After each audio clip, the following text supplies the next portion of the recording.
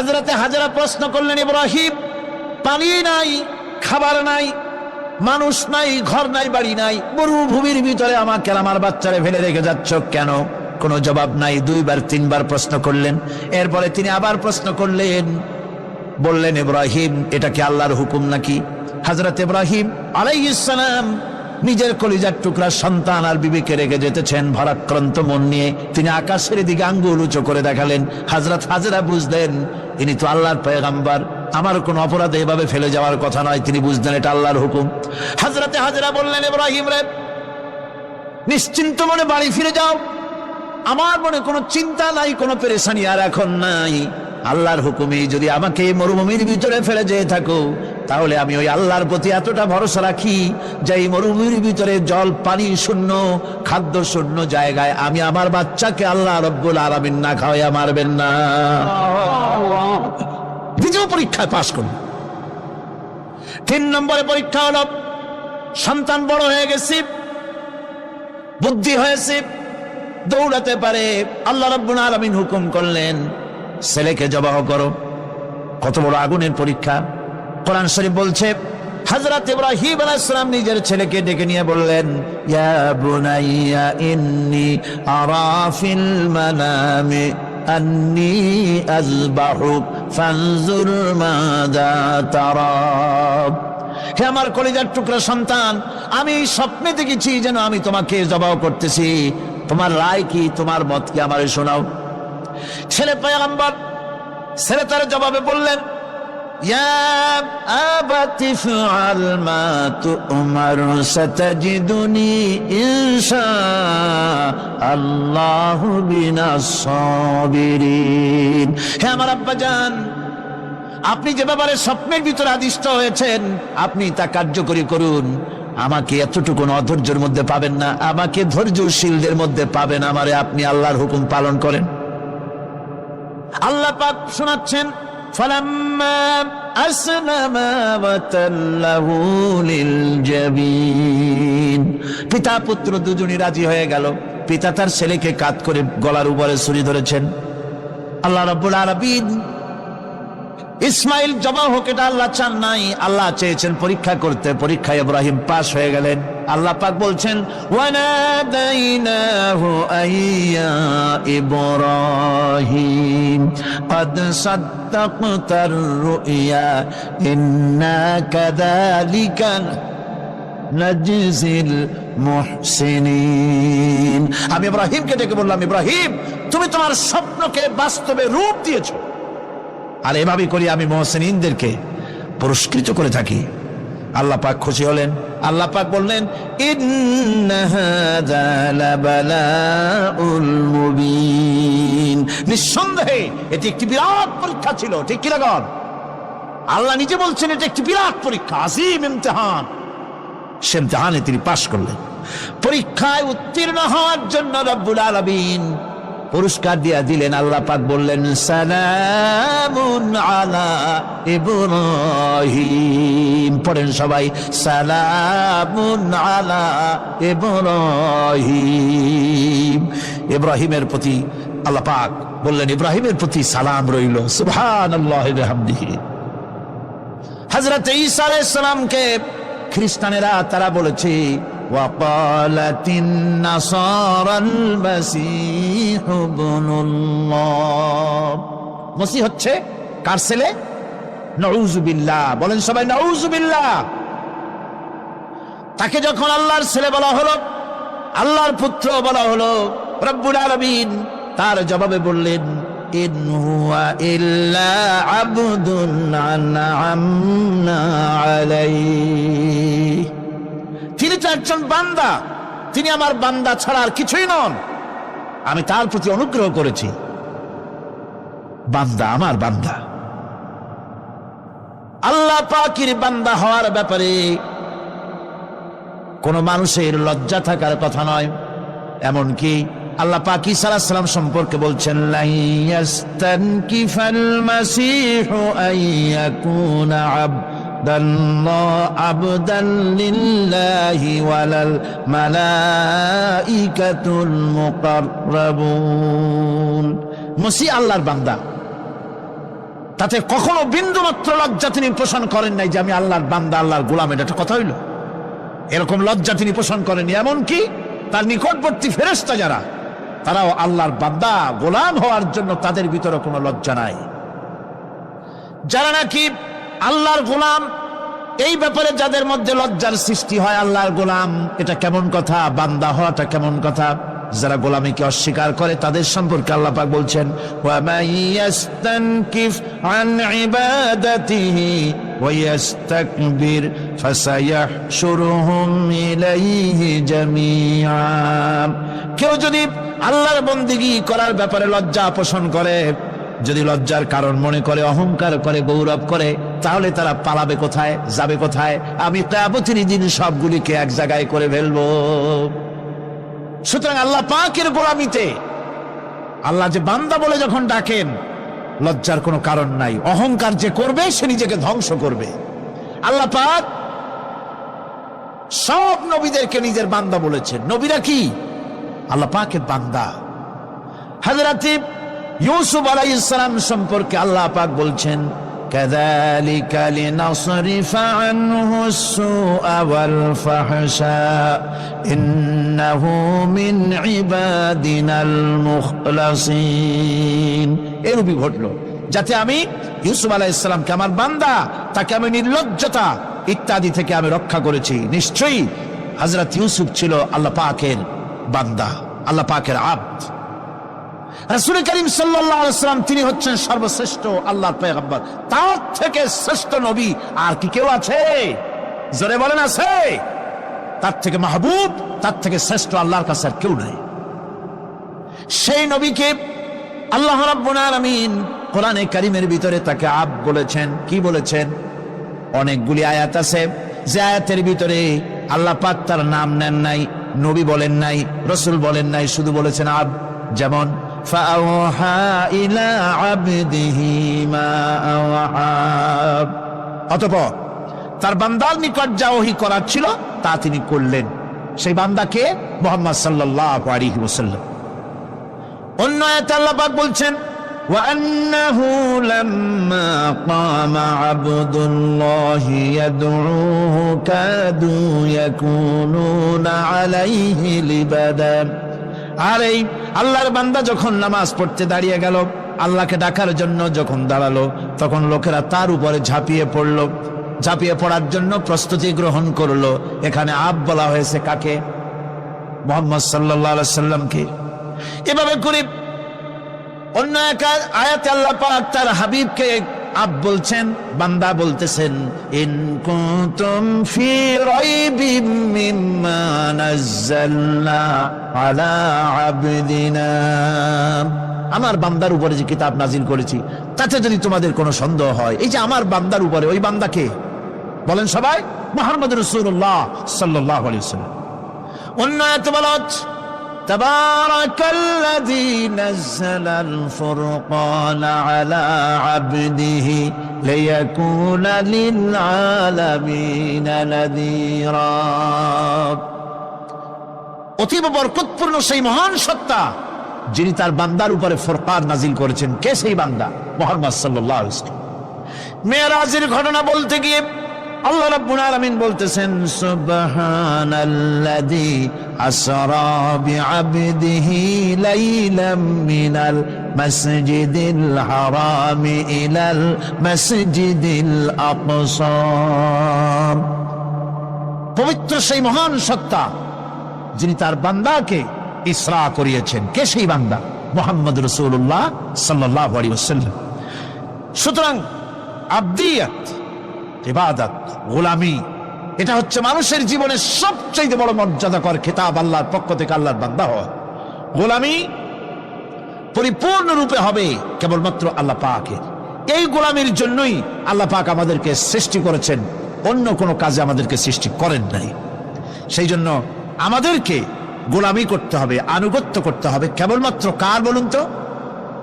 এই গোলামি যদি সঠিকভাবে করি, যদি বান্দারা যারা আল্লাহ পাকের বান্দা বলে, গোলাম বলে নিজেদেরকে দাবি করে, যদি সঠিকভাবে ইবাদতটা করা যায়, তাহলে আল্লাহ তাদের জন্য কি ওয়াদা করেছেন শুনুন।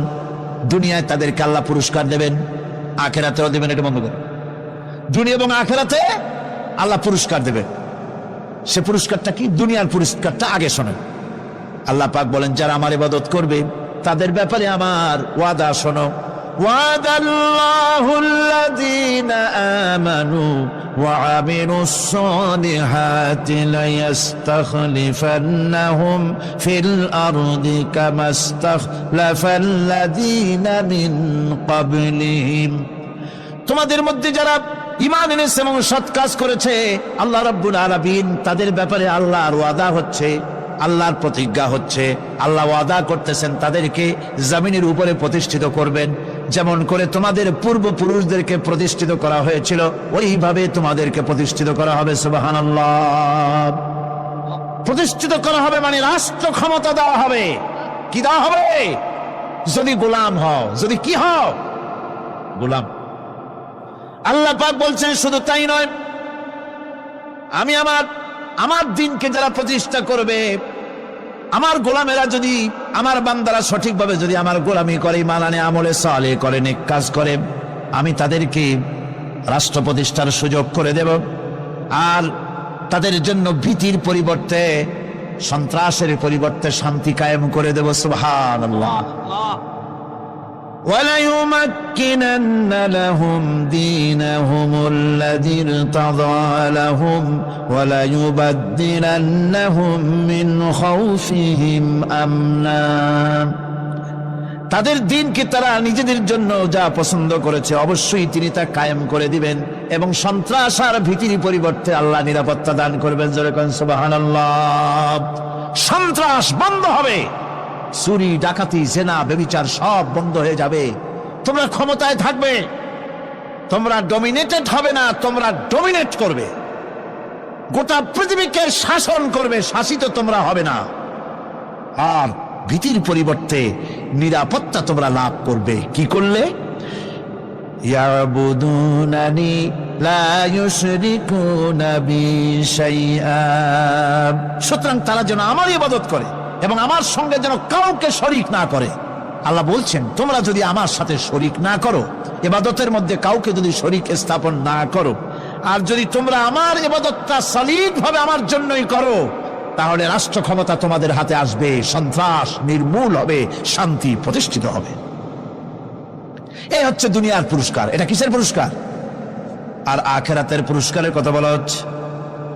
ومن يطع الله ورسوله ويخشى الله ويتقه فأولئك هم الفائزون। যে ব্যক্তি আল্লাহ এবং রাসূলের আনুগত্য করেছে, আল্লাহকে ভয় করে চলেছে, তার গজব থেকে বেঁচে রয়েছে, সেই হচ্ছে সফল কাম। সফল কাম মানে কি? কিয়ামতের দিন আল্লাহ পাক তাদেরকে জান্নাত দান করবেন। আল্লাহ পাক তাদেরকে কিয়ামতে কি দিবেন? জান্নাত দিবেন, চিরস্থায়ী শান্তির জায়গা, সেই জান্নাত লাভ করা যাবে। আজ ইবাদতের এই যে গুরুত্বপূর্ণ ইবাদত, এই ইবাদতের ভুল অর্থ সমাজের ভিতরে ছড়িয়ে আছে। সাধারণ মানুষও ভুল করেছে, অসাধারণ মানুষেরাও ইবাদতের ভুল অর্থ করে ভুলের মধ্যে নিমজ্জিত আছে বিরাট সংখ্যক লোকেরা। সাধারণ মুসলমানেরা তারা যে ভুলটা করলো ইবাদতের অর্থ করতে গিয়ে, সেটা হলো এই, সাধারণ লোকেরা মনে করলো কয়েকটা অনুষ্ঠানের নাম হচ্ছে ইবাদত, নামাজ, রোজা, হজ, যাকাত, সাদকা, ফিতরা, এর নাম হলো ইবাদত। অনুষ্ঠান শেষে তারা নিজেদেরকে স্বাধীন মনে করলো। তারা আল্লাহ পাকের প্রত্যেকটি আইনের ধারাকে লঙ্ঘন করলো। বছরে একবার রোজা রেখে, বছরে 1 মাস রোজা রেখে মনে করলো ইবাদত শেষ। 5 ওয়াক্ত নামাজ পড়ে মনে করলো ইবাদত শেষ। আমি প্রশ্ন করি, 5 ওয়াক্ত নামাজের নামই যদি হয় ইবাদত, 5 ওয়াক্ত নামাজের নামই ইবাদত, এটাই যদি হয়, তাহলে 5 ওয়াক্ত নামাজ পড়তে সময় লাগে কত? উজু টুজু করে বড় জোর 1-1.5 ঘন্টা সময় লাগে 5 ওয়াক্ত নামাজ পড়তে। তো এর নাম যদি হয় ইবাদত, তার অর্থ কি দাঁড়াবে? অর্থ দাঁড়াবে আপনি 24 ঘন্টার ভিতরে 1 থেকে 1.5 ঘন্টার জন্য আল্লাহর গোলাম, বাকি 22 ঘন্টার জন্য শয়তানের গোলাম হতে কেউ রাজি আছেন? রোজার নামই যদি হয় শুধু ইবাদত, তাহলে তার অর্থ দাঁড়াবে বছরের ভিতরে 1টা মাসের জন্য আপনি আল্লাহর গোলাম, আর 11 মাসের জন্য শয়তানের গোলাম হতে কেউ রাজি আছেন?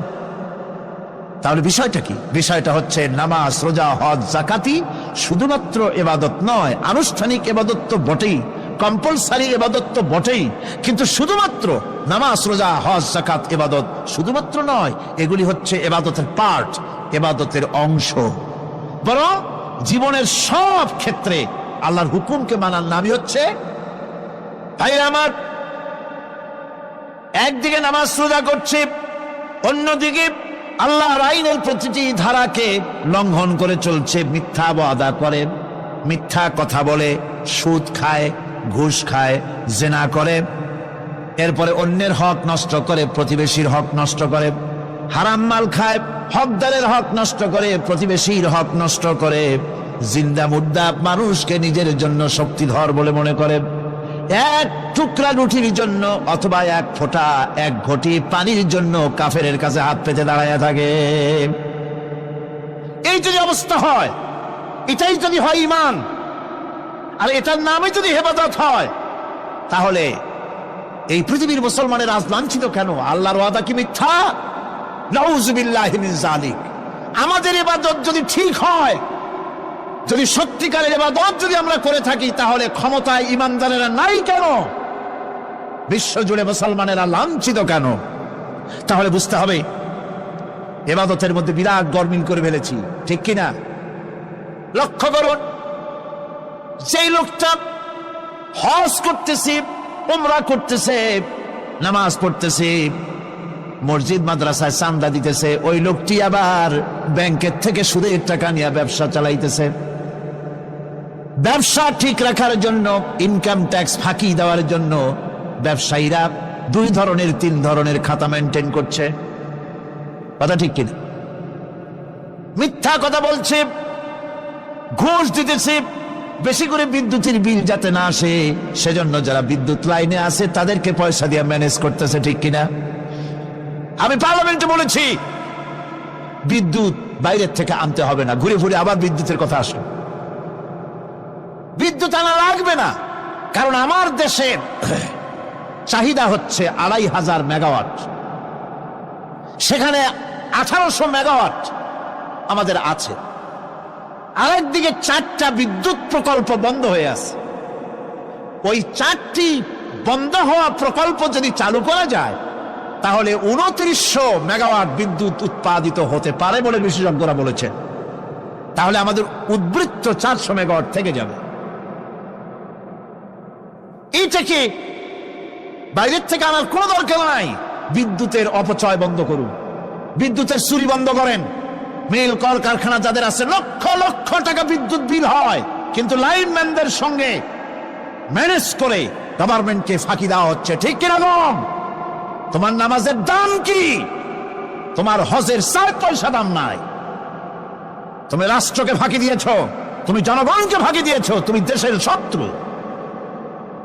টেলিফোনের বিল হাজার হাজার টাকা, লাখ টাকার বেশি বিল হয়, লাইনম্যানের সঙ্গে ম্যানেজ করে 500, 700, 2000 টাকা দিয়ে সারিয়ে দেয়, ঠিক কিনা? এরা জাতির শত্রু, দেশের শত্রু। এদেরকে ফায়ারিং স্কোয়াডে নিয়ে ক্রাশ ফায়ার করে উড়ায় দেওয়া উচিত। এরা দেশের দুশ্মন। আজ সিস্টেম লসের নাম দিয়া বিদ্যুৎ চুরির আরেক ব্যবস্থা করা হয়েছে। সিস্টেম লস করে ওনারা নিজেরা, আর এর ভোগান্তি জনগণকে করতে হয়। কসাইয়ের মতো ছুরি দিয়া জবাও করে জনগণের কাছ থেকে সিস্টেম লসের চার্জ আদায় করা হয়। আমি পার্লামেন্টে বলেছি, মাননীয় স্পিকার, সিস্টেম লস এই নামটা উঠায় দেন, এই প্রথা বন্ধ করে দিন। বিদ্যুৎ ধার করা লাগবে না, আল্লাহ আমাদের দেশে যথেষ্ট দিছে, কোনো জিনিসের অভাব নাই। এখানে গ্যাস আছে, তেল আছে, বিদ্যুৎ আছে, পাট আছে, চা আছে, নাই কি? অন্তত 8.5 কোটি টাকার কাগজ গুদামের মধ্যে বন্দী হয়ে আছে। ভারতকে ক্ষতি করার জন্য সে দেশ থেকে কাগজ এনে খবরের কাগজ ছাপানো হচ্ছে, আর 8.5 কোটি টাকার কাগজ নষ্ট হয়ে যাচ্ছে, আমার দেশের কাগজ। সুতরাং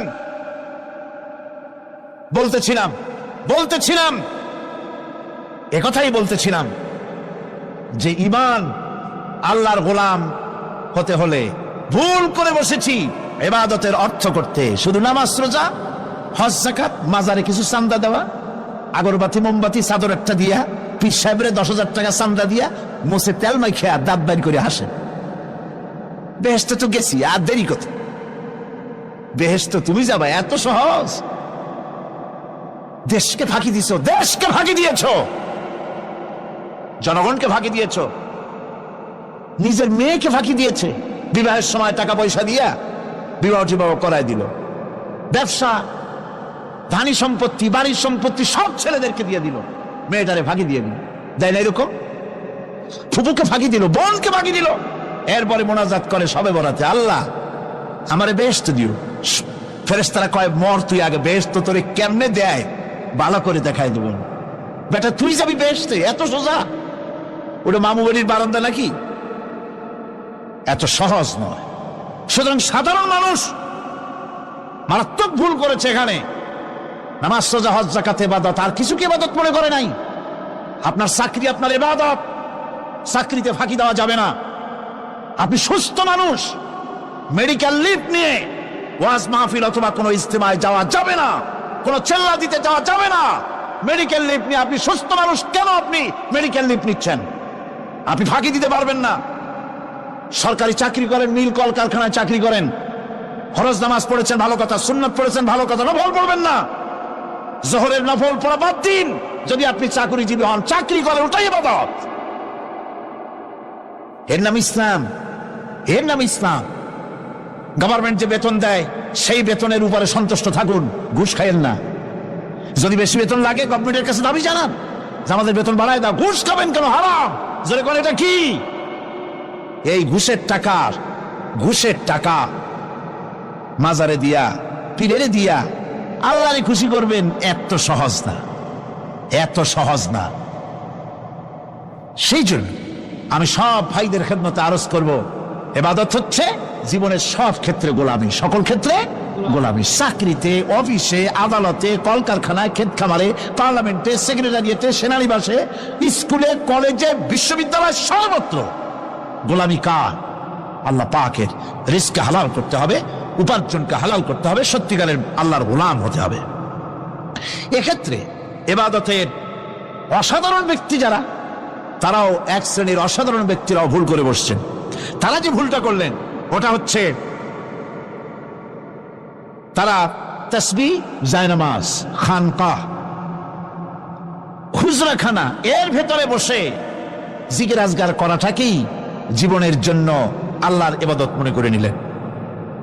আল্লাহর বান্দারা যখন অনাচার ব্যভিচারে লিপ্ত, আল্লাহর আইনের পরিবর্তে যখন মানুষের তৈরি করা আইন চলছে, চেচনিয়া, বসনিয়া যখন মানুষদেরকে জবাও করা হচ্ছে, বসনিয়ার মুসলমান সন্তানদেরকে যখন জবাও করা হয়, কাশ্মীরের স্বাধীনতাকামী মুসলমানদের অধিকার হরণের জন্য তাদের উপরে যখন বন্য হায়নার মতো, পশুর মতো যখন ভারতীয় শত্রু সৈন্যরা যখন হামলা চালায়, সোমালিয়ার মানুষগুলি যখন না খেয়ে তাদের হাড়, পাঁজরার হাড়গুলি যখন বেরিয়ে যায়, তখনও যদি আপনি খানকার ভেতরে থেকে তসবিহ পড়েন আর তাহাজ্জুদের নামাজ পড়ে কপালে দাগ লাগান, এই অন্যায়ের বিরুদ্ধে যদি সোচ্চার না হন, আপনার এই তসবির কোনো দাম নাই। আপনাকে সোচ্চার হতে হবে, আপনাকে অন্যায়ের বিরুদ্ধে খাড়া হতে হবে। একদিকে তাহাজ্জুদের নামাজ তো পড়বেনই, জিকির তো করবেনই, কোন সন্দেহ নেই। আর একদিকে সিংহের মতো অন্যায়ের বিরুদ্ধে গর্জে উঠতে হবে। তাতে যদি প্রয়োজন হয় মুজাদ্দেদ আল ফেসানির মতো কারারুদ্ধ হন না কেন, সেটাই কিসমত, সেটাই তাকবীর। হক কথা বলতে হবে। এই জন্য আমার বারবার মনে পড়ে আজকের এক শ্রেণীর লোক আমাদের দেশে এক শ্রেণীর লোক বাইরের থেকেও আসে, বিদেশ থেকেও আসে, নামের আগে আওলাদে রসুল লাগান। ফেদায়ে রসুল, মুজাহিদে মিল্লাত, আওলাদে রসুল। আজীব, তুমি আওলাদে রসুল যদি হবে, তাহলে তুমি যে দেশের মানুষ, সেই দেশে মুসলমানদের যখন জবাও করা হয়, পার্লামেন্টে কথা বলে বেরিয়ে আসো না কেন? তোমার জেল হয় না কেন? কংগ্রেসের সেন্ট্রাল বডির সদস্য হয়ে আওলাদে রসুল লাগাইয়া বাংলাদেশের রাজনীতিতে নাক গলাতে দেওয়া হবে না। এরা কংগ্রেসের পাঁচটা গোলাম। এদেরকে চিনতে হবে, যারা আমার দেশে এসে মুসলমানদের মধ্যে বিভেদ সৃষ্টি করতে চায়। আমার মুসলমান ভাইয়েরা, সুতরাং আজকে আমাদেরকে বুঝতে হবে, নামের আগের 14 হাত লম্বা বিশেষণ দেখে ভুললে চলবে না। কথা মনে থাকবে, এরা কংগ্রেসের গোলাম। বাবরি মসজিদ যখন ভেঙে ফেলা হলো, তখন তো কোন আওলাদ রাসূলের নাম তো শুনি নেই। তখন তো নামটা শুনছি ওই বুখারী বেটার, বাপের বেটা ইমাম বুখারী। তিনি বলেছেন, আমি ভারতের দিল্লির জুমা মসজিদের ইমাম শুধু নই, আমি ভারতের 18 কোটি মুসলমানের ইমাম। বাবরি মসজিদকে গড়ে দিতে হবে। কোরআন শরীফের বিরুদ্ধে যখন কলকাতা হাইকোর্টে কেস করা হয়েছিল কোরআনকে ব্যান করার জন্য, সেদিন তো কোনো আওলাদ রাসূলের নাম শুনি নাই। সেদিন তো ওই বুখারী বেটাই বলেছেন, ভারতের হাইকোর্ট থেকে কোন জাজ, কোন বিচারক যদি কোরআন শরীফ ব্যান করা হলে বলে এই কথাটি উচ্চারণ করে, তাহলে আমি তাকে পায়ের তলে পাড়িয়ে ধরে বাম হাত দিয়ে তার জিহ্বাটা টেনে ছেড়ে ফেলে দেব।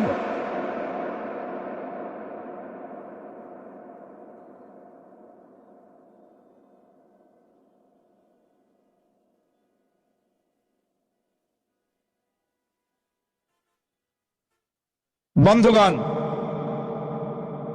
সুতরাং আমাদেরকে বুঝতে হবে, বসুন, বেয়াদবি করবেন না, বসেন।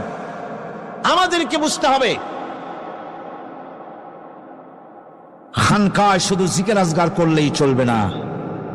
হযরতে শাহজালাল রহমতুল্লাহ আলাইহি এক হাতে ছিল তরবারি, আর এক হাতে ছিল কোরআন। লড়াই করেছেন হযরতে শাহ মখদুম, হযরতে খান জাহান আলী, হযরতে খাজা মুঈনুদ্দিন চিশতি আজমেরি রহমতুল্লাহ আলাইহি, হযরতে মুজাদ্দিদ আল ভিসানি রহমতুল্লাহ আলাইহি। মুরিদের বাড়ি জম্মের খাওয়া খাইয়া পেটটা কুমিরের মতো বড় করে নাই, জেল খেটেছে হক কথা বলতে গিয়ে। বাপের বেটা হও, নিজের দেশে কথা কও। বাংলাদেশে এসে তারপরে জনগণের টাকা লুটপাট করার কাউকে অধিকার দেওয়া হবে না। আমার বন্ধুগণ, আল্লাহর ওলি যারা, তারা এভাবে করে জনগণের খেদমত করেছেন, কথা বলেছেন। সুতরাং শুধু জিকির আজগার করলেই হবে না, হক কথা বলতে হবে স্পষ্ট করে। এটাই হলো ইবাদতের হক আদায় হবে যদি সত্যিকারের হক কথা বলা যায়। অসাধারণ ব্যক্তিরা ময়দানে কথা বলবেন, হক কথা বলবেন, অন্যায়ের বিরুদ্ধে সোচ্চার হবেন। আর সাধারণ জনগণ কথা ও কাজের মিল করবেন, নামাজ রোজা হজ যাকাত করবেন যার কথা মতো, রাজনীতি অর্থনীতি সমাজনীতি করবেন সে আল্লাহর কথা মতো। তাহলেই সত্যিকারের মুসলমান হওয়া যাবে। কথা বুঝে আসছে কিনা ভাই? কথা বুঝে আসছে কিনা? একটু জোরে সরে জিকির করেন, লা ইলাহা ইল্লাল্লাহ, লা ইলাহা, লা ইলাহা ইল্লাল্লাহ। আরো জোরে,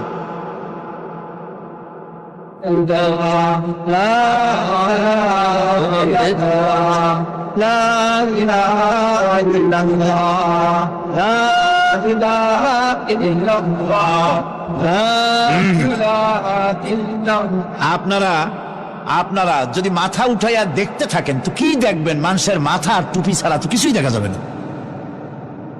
কাজেই ওঠা বসা না করে আজকে এক পবিত্র রাত আমরা আল্লাহর কাছে দোয়া করব। আলোচনার আমি এগিয়ে যাচ্ছি। এবাদত আমাদেরকে বুঝতে হবে। এবাদত যদি না বুঝি তাহলে মুসলমান বলে দাবি করারও কোনো মূল্য নাই। মানব জন্ম বৃথা। কারণ হচ্ছে আল্লাহ রাব্বুল আলামিন বলেছেন, মা খালাকতুল জিন্না ওয়াল ইনসা ইল্লা লিয়াবুদুন। মানুষ আর জিন জাতিকে আমি সৃষ্টি করেছি আমার গোলামির জন্য। কার গোলামি? ওই গোলামির পূর্ণাঙ্গ নমুনা যদি জানতে চাই, পূর্ণাঙ্গ নমুনা দৃষ্টান্ত লাগবে। কাকে অনুসরণ করব? পূর্ণাঙ্গ ইবাদতের আল্লাহর গোলামির পূর্ণাঙ্গ নমুনার জন্য কোরআনে কারিমে দৃষ্টান্ত সেট করা হয়েছে।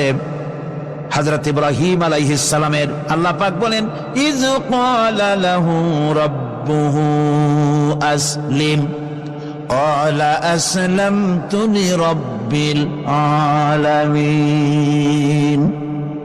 তার অবস্থা এই ছিল। কার? ইব্রাহিম আলাইহিস সালাম। তার অবস্থা এই ছিল যে তার রব যখন তাকে বললেন আনুগত্যের মস্তককে অবনত করে দাও, তিনি বললেন আমি আমার বিশ্বপালকের সামনে মাথাটা নত করে দিলাম।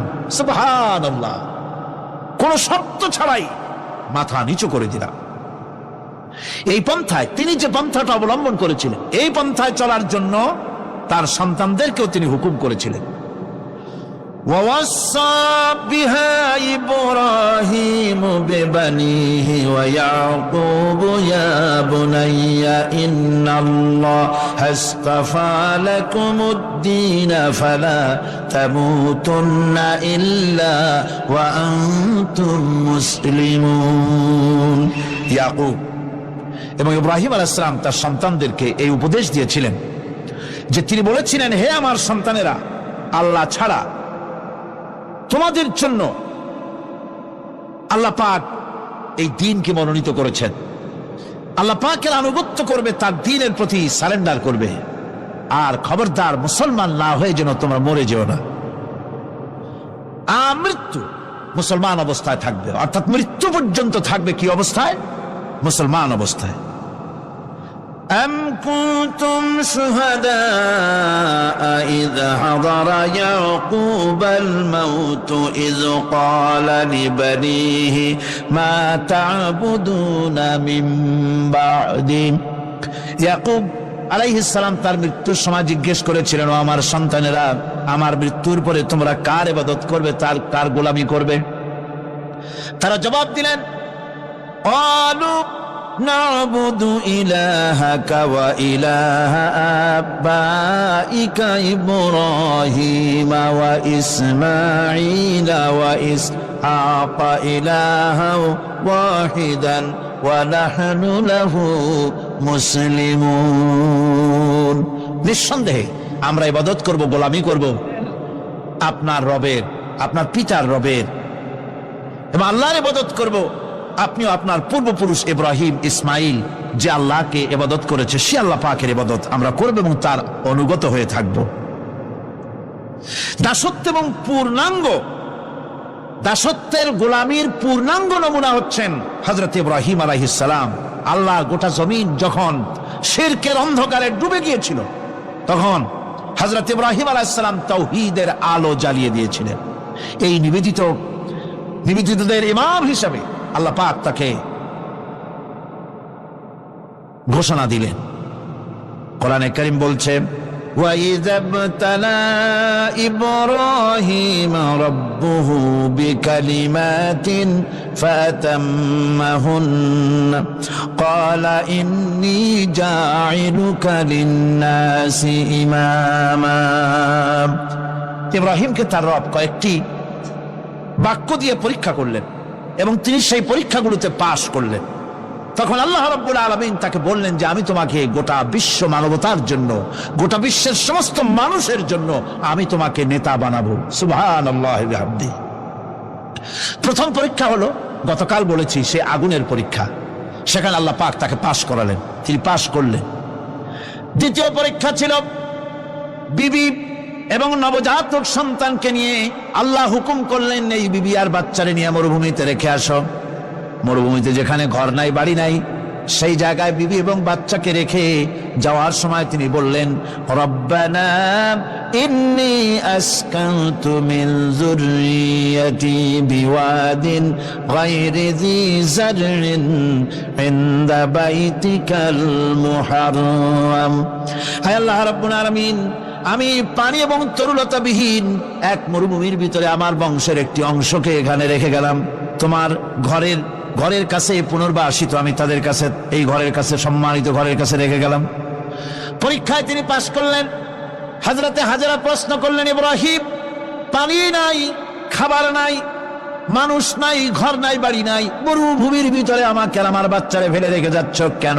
কোনো জবাব নাই। দুইবার তিনবার প্রশ্ন করলেন। এরপরে তিনি আবার প্রশ্ন করলেন, বললেন, ইব্রাহিম, এটা কি আল্লাহর হুকুম নাকি? হযরত ইব্রাহিম আলাইহিস সালাম নিজের কলিজার টুকরা সন্তান আর বিবিকে রেখে যেতেছেন ভারাক্রান্ত মন নিয়ে। তিনি আকাশের দিকে আঙ্গুল উঁচু করে দেখালেন। হযরত হাজেরা বুঝলেন ইনি তো আল্লাহর পয়গম্বর, আমার কোন অপরাধে এভাবে ফেলে যাওয়ার কথা নয়। তিনি বুঝলেন এটা আল্লাহর হুকুম। হযরতে হাজেরা বললেন, ইব্রাহিম রে, নিশ্চিন্ত মনে বাড়ি ফিরে যাও। আমার মনে কোনো চিন্তা নাই, কোনো পেরেশানি আর এখন নাই। আল্লাহর হুকুমে যদি আমাকে মরুভূমির ভিতরে ফেলে যেয়ে থাকো, তাহলে আমি ওই আল্লাহর প্রতি এতটা ভরসা রাখি যে এই মরুভূমির ভিতরে জল পানি শূন্য, খাদ্য শূন্য জায়গায় আমি আমার বাচ্চাকে আল্লাহ রব্বুল আলামিন না খাওয়াইয়া মারবেন না। দ্বিতীয় পরীক্ষায় পাশ করল। 3 নম্বরে পরীক্ষা হলো, সন্তান বড় হয়ে গেছে, বুদ্ধি হয়েছে, দৌড়াতে পারে। আল্লাহ রাব্বুল আলামিন হুকুম করলেন ছেলেকে জবাহ করো। কত বড় আগুনের পরীক্ষা! কোরআন শরীফ বলছে হযরত ইব্রাহিম আলাইহিস সালাম নিজের ছেলেকে ডেকে নিয়ে বললেন, ইয়া বুনাইয়া ইন্নী আরা ফিল মানামি আন্নী আযবাহুক ফানজুর মাযা তারা। হে আমার কলিজার টুকরা সন্তান, আমি স্বপ্নে দেখেছি যেন আমি তোমাকে জবাহ করতেছি, তোমার রায় কি, তোমার মত কি, আমারে শোনাও।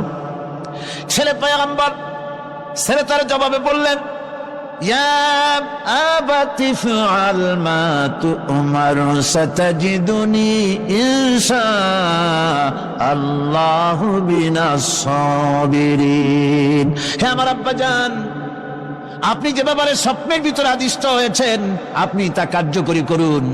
আমাকে এতটুকু অধৈর্যের মধ্যে পাবেন না, আমাকে ধৈর্যশীলদের মধ্যে পাবেন। আমারে আপনি আল্লাহর হুকুম পালন করেন।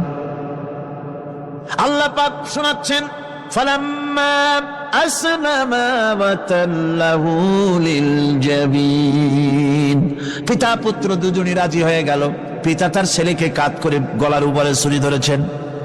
আল্লাহ রাব্বুল আলামিন ইসমাইল জবাহ হোক এটা আল্লাহ চান নাই, আল্লাহ চেয়েছেন পরীক্ষা করতে। পরীক্ষায় ইব্রাহিম পাশ হয়ে গেলেন। আল্লাহ পাক বলছেন, ওয়ানাদাইনাহু আইয়া ইব্রাহিম ক্বাদ সাদ্দাকতার রুইয়া ইন্না কাযালিকা নাজজিল মুহসিনিন। আমি ইব্রাহিমকে ডেকে বললাম, ইব্রাহিম তুমি তোমার স্বপ্নকে বাস্তবে রূপ দিয়েছো, আর এভাবেই করি আমি মুহসিনদেরকে পুরস্কৃত করে থাকি। আল্লাহ পাক খুশি হলেন। আল্লাহ পাক বললেন, ইন্না হাযা লাবালাউল মুবিন। নিঃসন্দেহে এটি একটি বিরাট পরীক্ষা ছিল। ঠিক কি লাগান? আল্লাহ নিজে বলছেন এটা একটি বিরাট পরীক্ষা, আযীম ইমতিহান। সে ইমতিহানে তিনি পাশ করলেন। পরীক্ষায় উত্তীর্ণ হওয়ার জন্য রব্বুল আলামিন পুরস্কার দিয়া দিলেন। আল্লাহ পাক বললেন, সালামুন আলা ইব্রাহিম। পড়েন সবাই, সালামুন আলা ইব্রাহিম। ইব্রাহিমের প্রতি আল্লাহ পাক বললেন, ইব্রাহিমের প্রতি সালাম রইল। সুবহানাল্লাহি ওয়া বিহামদিহি। ইবাদত এর আনুগত্যের এই উৎকৃষ্ট দৃষ্টান্ত স্থাপনের পর আল্লাহ পাক তার গোটা বিশ্বের মুসলমানদেরকে কিয়ামত পর্যন্ত ইব্রাহিম আলাইহিস সালামকে জাতির পিতা বানায়া দিলেন। সুবহানাল্লাহ। কইতে ইচ্ছা করে না? এরকমের পরীক্ষা কোন পিতারা দিতে পারছে নাকি? গোটা বিশ্বের সমস্ত মানব মণ্ডলীর জন্য আল্লাহ পাক ইব্রাহিম আলাইহিস সালামকে কিয়ামত পর্যন্ত জাতির পিতা হিসাবে ঘোষণা করেছেন। সুবহানাল্লাহ। মিল্লাতা বিকুম ইব্রাহিম ওয়া সাম্মাকুমুল মুসলিমিন। তোমরা তোমাদের পিতা ইব্রাহিমের মিল্লাতের উপর প্রতিষ্ঠিত হও। আল্লাহ পাক বলছেন, তোমাদের পিতা ইব্রাহিমের মিল্লাতের উপর প্রতিষ্ঠিত হও, আর আল্লাহই তোমাদের নাম রেখেছে মুসলমান। তোমরা হচ্ছে মুসলমান।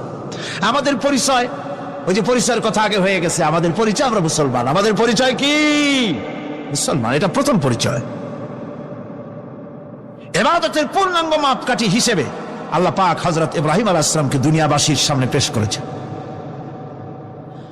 কোরআন বলছে, ইহুদি এবং খ্রিস্টানেরা মুসলমানদেরকে বিভ্রান্ত করতে চায়। তারা বলে, ওয়াকালু কুনু হুদান আও নাসারা তাহতাদু কুল বাল মিল্লাতা ইব্রাহিম হানিফা ওয়া মা কানা মিনাল মুশরিকিন। ইহুদিরা বলে ইহুদি হও তবেই তোমরা সঠিক পথ পাবা, খ্রিস্টানের বলে খ্রিস্টান হও তবেই তোমরা সঠিক পথ প্রাপ্ত হবে। আল্লাহ পাক বলছেন, এদের সকলকে বলে দাও বরং তোমরা সব পরিত্যাগ করে মিল্লাতে ইব্রাহিমের ভিতরে শামিল হয়ে যাও। এটাই মুক্তির পথ, এটাই নাজাতের পথ, এটাই আল্লাহর পথ। সুবহানাল্লাহি ওয়া বিহামদিহি। এমনকি রাসূল কারীম সাল্লাল্লাহু আলাইহি ওয়াসাল্লামকে আল্লাহ পাক বলেছেন আনিত্তাবি মিল্লাতা ইব্রাহিম হানিফা, চারদিক থেকে মুখ ফিরিয়ে এনে মিল্লাতে ইব্রাহিমের ভিতরে শামিল হয়ে যাও, তারই অনুসরণ করো। রাসূল কারীম সাল্লাল্লাহু আলাইহি ওয়াসাল্লাম ইবাদত বা আনুগত্যের সর্বোৎকৃষ্ট নমুনা হওয়ার কারণে ইব্রাহিম আলাইহিস সালাম সম্পর্কে হুজুর বলেছেন ইন্না ইব্রাহিমা খায়রুল বারিয়া, রাওয়াহু মুসলিম। হুজুর সাল্লাল্লাহু আলাইহি ওয়াসাল্লাম বলেছেন ইব্রাহিম হচ্ছেন জগতের সর্বোত্তম ব্যক্তি। সুবহানাল্লাহ। সুতরাং আমাদেরকে ইবাদতের নমুনা হিসেবে ইব্রাহিম আলাইহিস সালামকেও মানদণ্ড হিসেবে দেখতে হবে যে কিভাবে তিনি সারেন্ডার করেছিলেন আল্লাহ পাকের দরবারে। এখন আমি আপনাদের সামনে বলতে চাই, মানুষের জীবনে সবচাইতে বড় দুটি চাহিদা আছে, একটা হচ্ছে খাদ্য আর একটা হচ্ছে নিরাপত্তা। একটা খাদ্য আর একটা কি নিরাপত্তা। পেট ভরে খাইতে চাই আর চোর ডাকাতের উপদ্রব থেকে নিরাপত্তা পেতে চায়।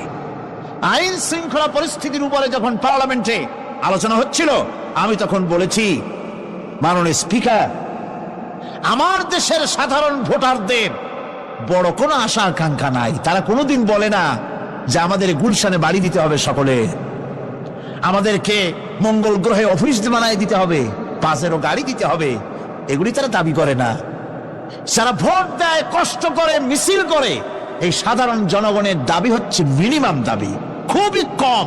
তাদের দাবি হলো মোটা সুতার কাপড় চাই ইজ্জত ঢাকার জন্য, পেট ভরে খেতে চাই, পোলাও কোরমা বিরিয়ানির দরকার নাই, আর আশ্রয়ের জন্য ছোট্ট একটু ঘর চাই, চোর ডাকাতের উপদ্রব থেকে নিরাপত্তা চাই।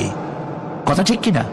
আমি বললাম স্পিকার সাহেব, আজ পর্যন্ত যতগুলি গভর্নমেন্ট এসেছে বাংলাদেশে, প্রত্যেকটি গভর্নমেন্ট আমার দেশের জনগণের এই ন্যূনতম দাবি, এই আশা পূরণ করতে ব্যর্থতার পরিচয় দিয়েছে। কেউ পারে নাই। যারাই গেছে তারাই তাদের নিজেদের আখের গোছাবার চেষ্টা করেছেন। সব নিজেকে নিয়ে ব্যস্ত, নিজের লোকদের নিয়ে ব্যস্ত, জনগণ নিয়ে চিন্তা নাই। সুতরাং মানুষের চাহিদা হচ্ছে খাদ্য আর নিরাপত্তা। আমরা কি খাদ্য আর নিরাপত্তা সত্যি কি চাই? চাই। খাদ্য যদি চাই ক্ষুধার সময়, নিরাপত্তা যদি চাই ভীতির সময়, আল্লাহ রাব্বুল আলামিন বলেন কোন গভর্নমেন্ট দিতে পারবে না, দুনিয়ায় কেউ দিতে পারে নাই, পারবেও না। ক্ষুধার সময় যদি খাদ্য চাও, ভীতির সময় যদি নিরাপত্তা লাভ করতে চাও, তাহলে ফালইয়াবুদু রাব্ব হাযাল বাইত, এই ঘরের মালিকের ইবাদত কর। কোন ঘর? কাবা ঘর। বলেন কোন ঘর? কাবা ঘর। কাবা শরীফের মালিকের ইবাদত কর। তাহলে কি হবে? আল্লাযী আত'আমাহুম মিন জু'ইন ওয়া আমানাহুম মিন খাউফ। এই ঘরের মালিকের ইবাদত যদি করো, তাহলে ক্ষুধার সময় তিনি তোমাদেরকে খেতে দিবেন, আর ভীতির সময় তিনি তোমাদের নিরাপত্তা দান করবেন। এ ওয়াদা কার? চিল্লায় বলেন ওয়াদা কার?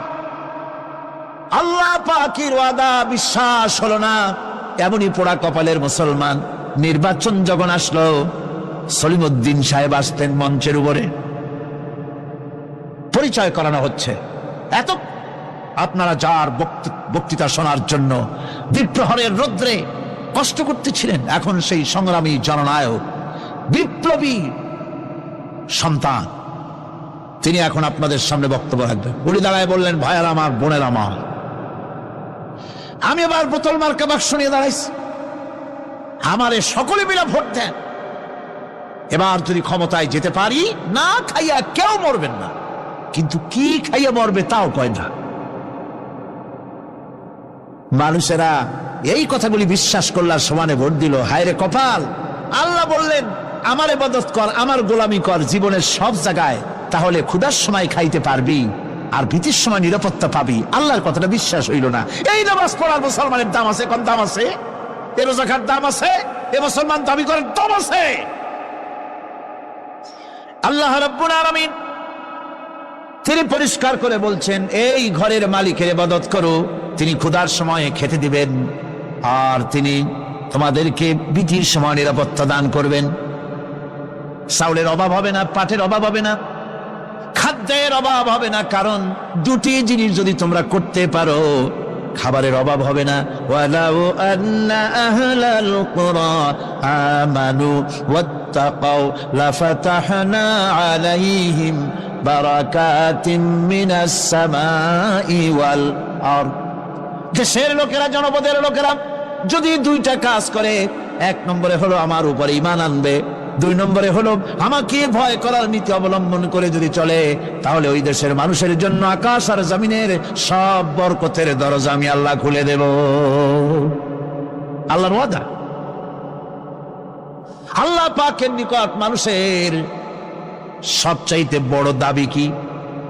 আল্লাহর কাছে মানুষের সবচাইতে বড় দাবি কি করতে পারেন? আল্লাহ পাকের কাছে মানুষের শ্রেষ্ঠ দাবিটা আল্লাহ নিজেই শিখাই দিয়েছেন। আমার কাছে দাবি কর, ইহদিনাস সিরাতাল মুস্তাকিম। আয় আল্লাহ, একটা সোজা, একটা সরল রাস্তা আমারে দাও, একটা সহজ পথ আমারে দাও।